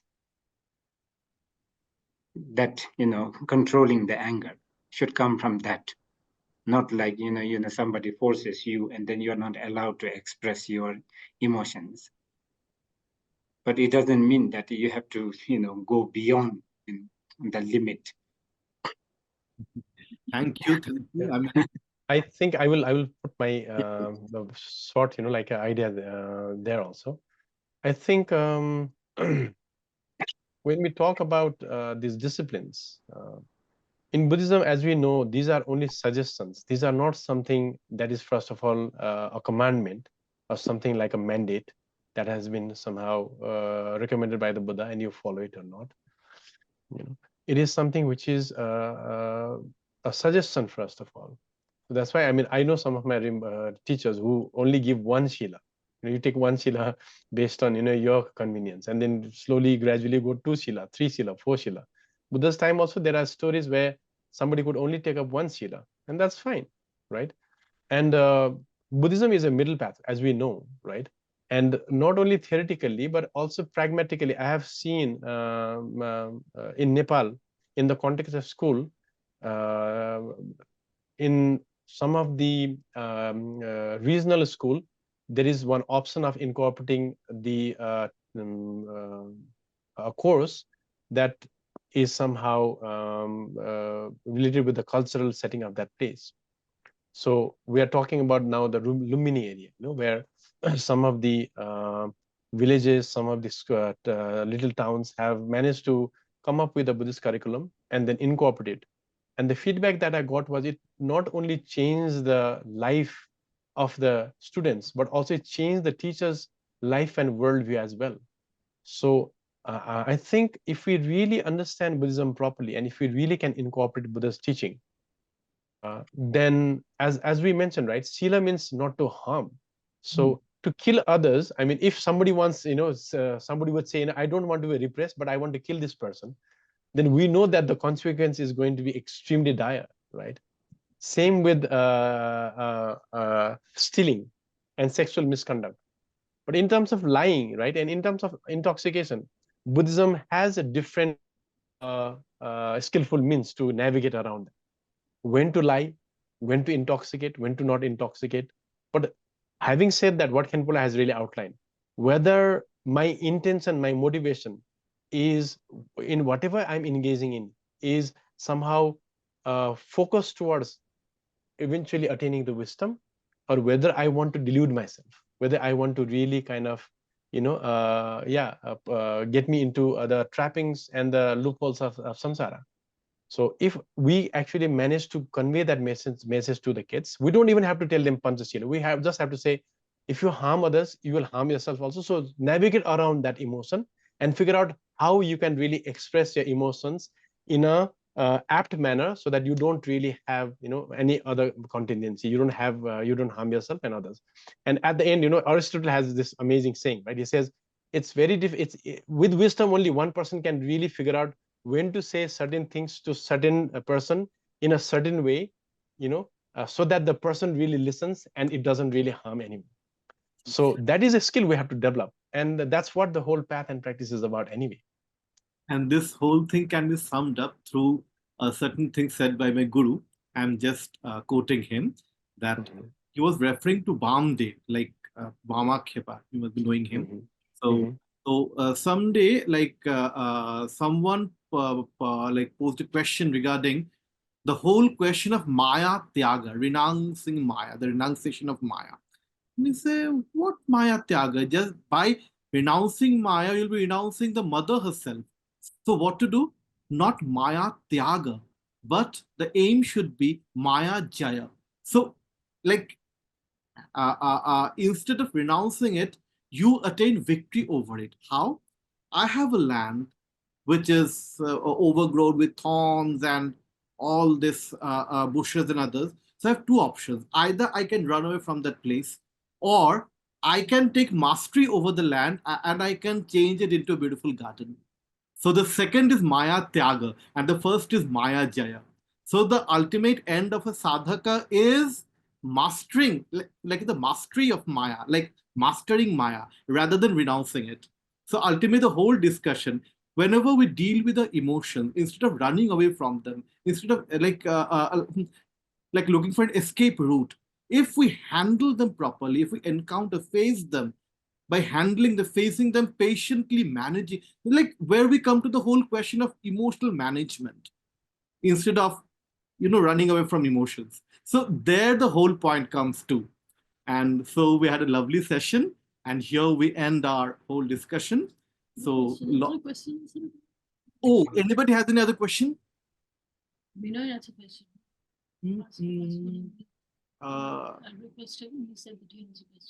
Okay.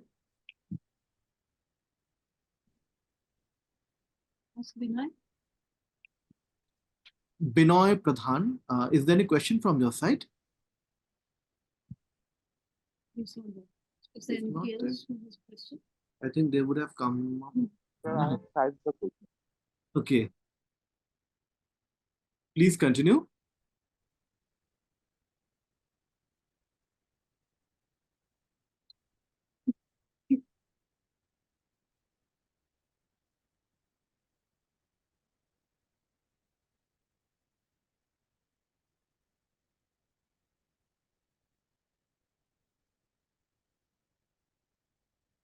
Hello.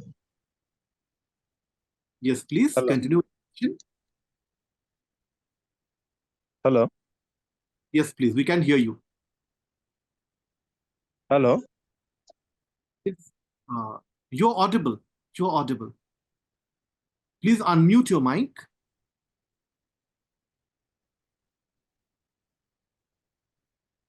Please unmute your microphone.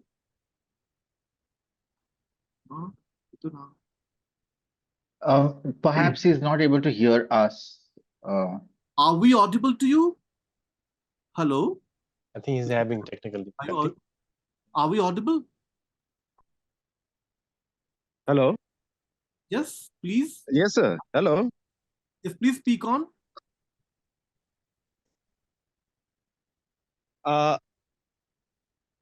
Hello. Yes, please. Can you? Hello.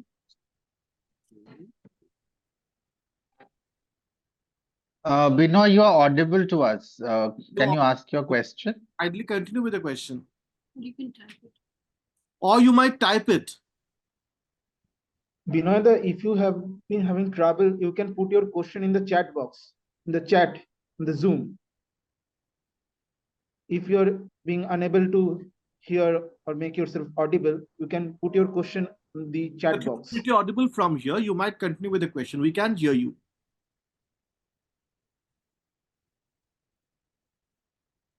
Or else you might type the question.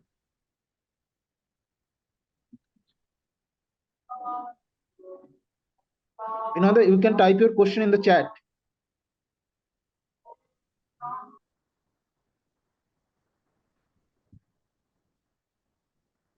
think you summarized. Okay, so I think there's some technical problem.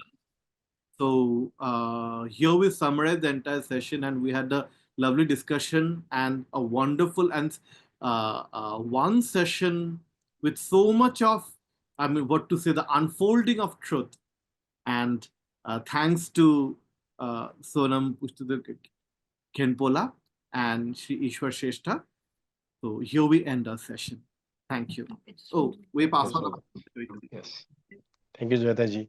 Yeah, thanks a lot to both KHENPOLA and ISHWOR SRESTHA ji for giving us the time, it has been a wonderful discussion, and I guess many of the questions that we could not ask earlier has been asked over here. And we can once again go to the YouTube and follow the suggestions that you have offered to us. It's been a pleasure to have both of you over here. Specifically, we know that you have just been from a retreat, ISHWOR ji, and KHENPOLA, yes, you too. Here from time to time. Thank you so much for your time. Thanks to you, and thanks to the others who have been here on the Zoom and have made this session, the morning and the afternoon session, quite a bit of a success, and more or less glitch-free, though we are on. Ma'am. Yes. Ma'am, actually, Binoy sir texted the question to me right now. He has asked, how do Buddhist teachings guide practitioners in overcoming ego and self-centeredness? That is his question. Who you want to respond? KHENPOLA, you should you should take this, yeah. Maybe. I think. I mean, the whole two on. sessions that we talked about is actually regarding that, the three lakshanas, and the third lakshana, where we talk about the selflessness, is in the egolessness, the dealing with the ego, and the path, as I mentioned, is related with that wearing off of that facade, or if you may, the kind of the defilement that we have, that we project ourselves in as I or mine. The whole process, the view that KHENPOLA presented and the path that I talked about is actually the entire map to undo that clutter of misapprehension that we call self. So I think, yeah, that's it. Yes, I guess that's been the discussion from the morning. Yeah, how to control the mind, how to control the self. What is the self? And yeah, thanks once again to both of you for being here today with us. Thank you. And Thank you. Sessions later on. Thank you so much. Thank you so much. Have a good evening to everyone. If you can join us in the evening, we have the session starting at 7:45 with Acharya Timasuna. That's the academic session, and which is followed by Professor Ravi.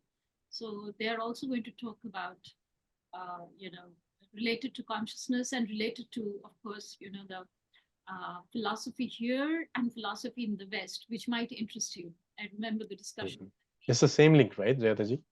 It's the same link, right? It's the same link. Same link. It is the same link. I mean, the Western philosophy and the Indian philosophy, where they come together, where they part way. So it would be wonderful if you can join. KHENPOLA, I don't know if you can manage to have time. It's been a very tiring day. But if it is possible, do join us. Do join in any of the sessions that we have, tonight. Tomorrow morning, by the way, we have Guru Angiras, who is going to talk about Abhinavagupta and aesthetics. He's one of the stalwarts that we have here. He's 87 years old, and that's why he couldn't travel to the physical conference, so we took him online. He's the only person who is presenting online from India. So that's at 10. So I have passed on the schedule to you. So you're most welcome to join any of the sessions that we have tonight and tomorrow morning. And thank you so much. Thank you Thank so you. much. Thank you everyone for your Thank cooperation. you. Thank you. Take care. Have a good evening.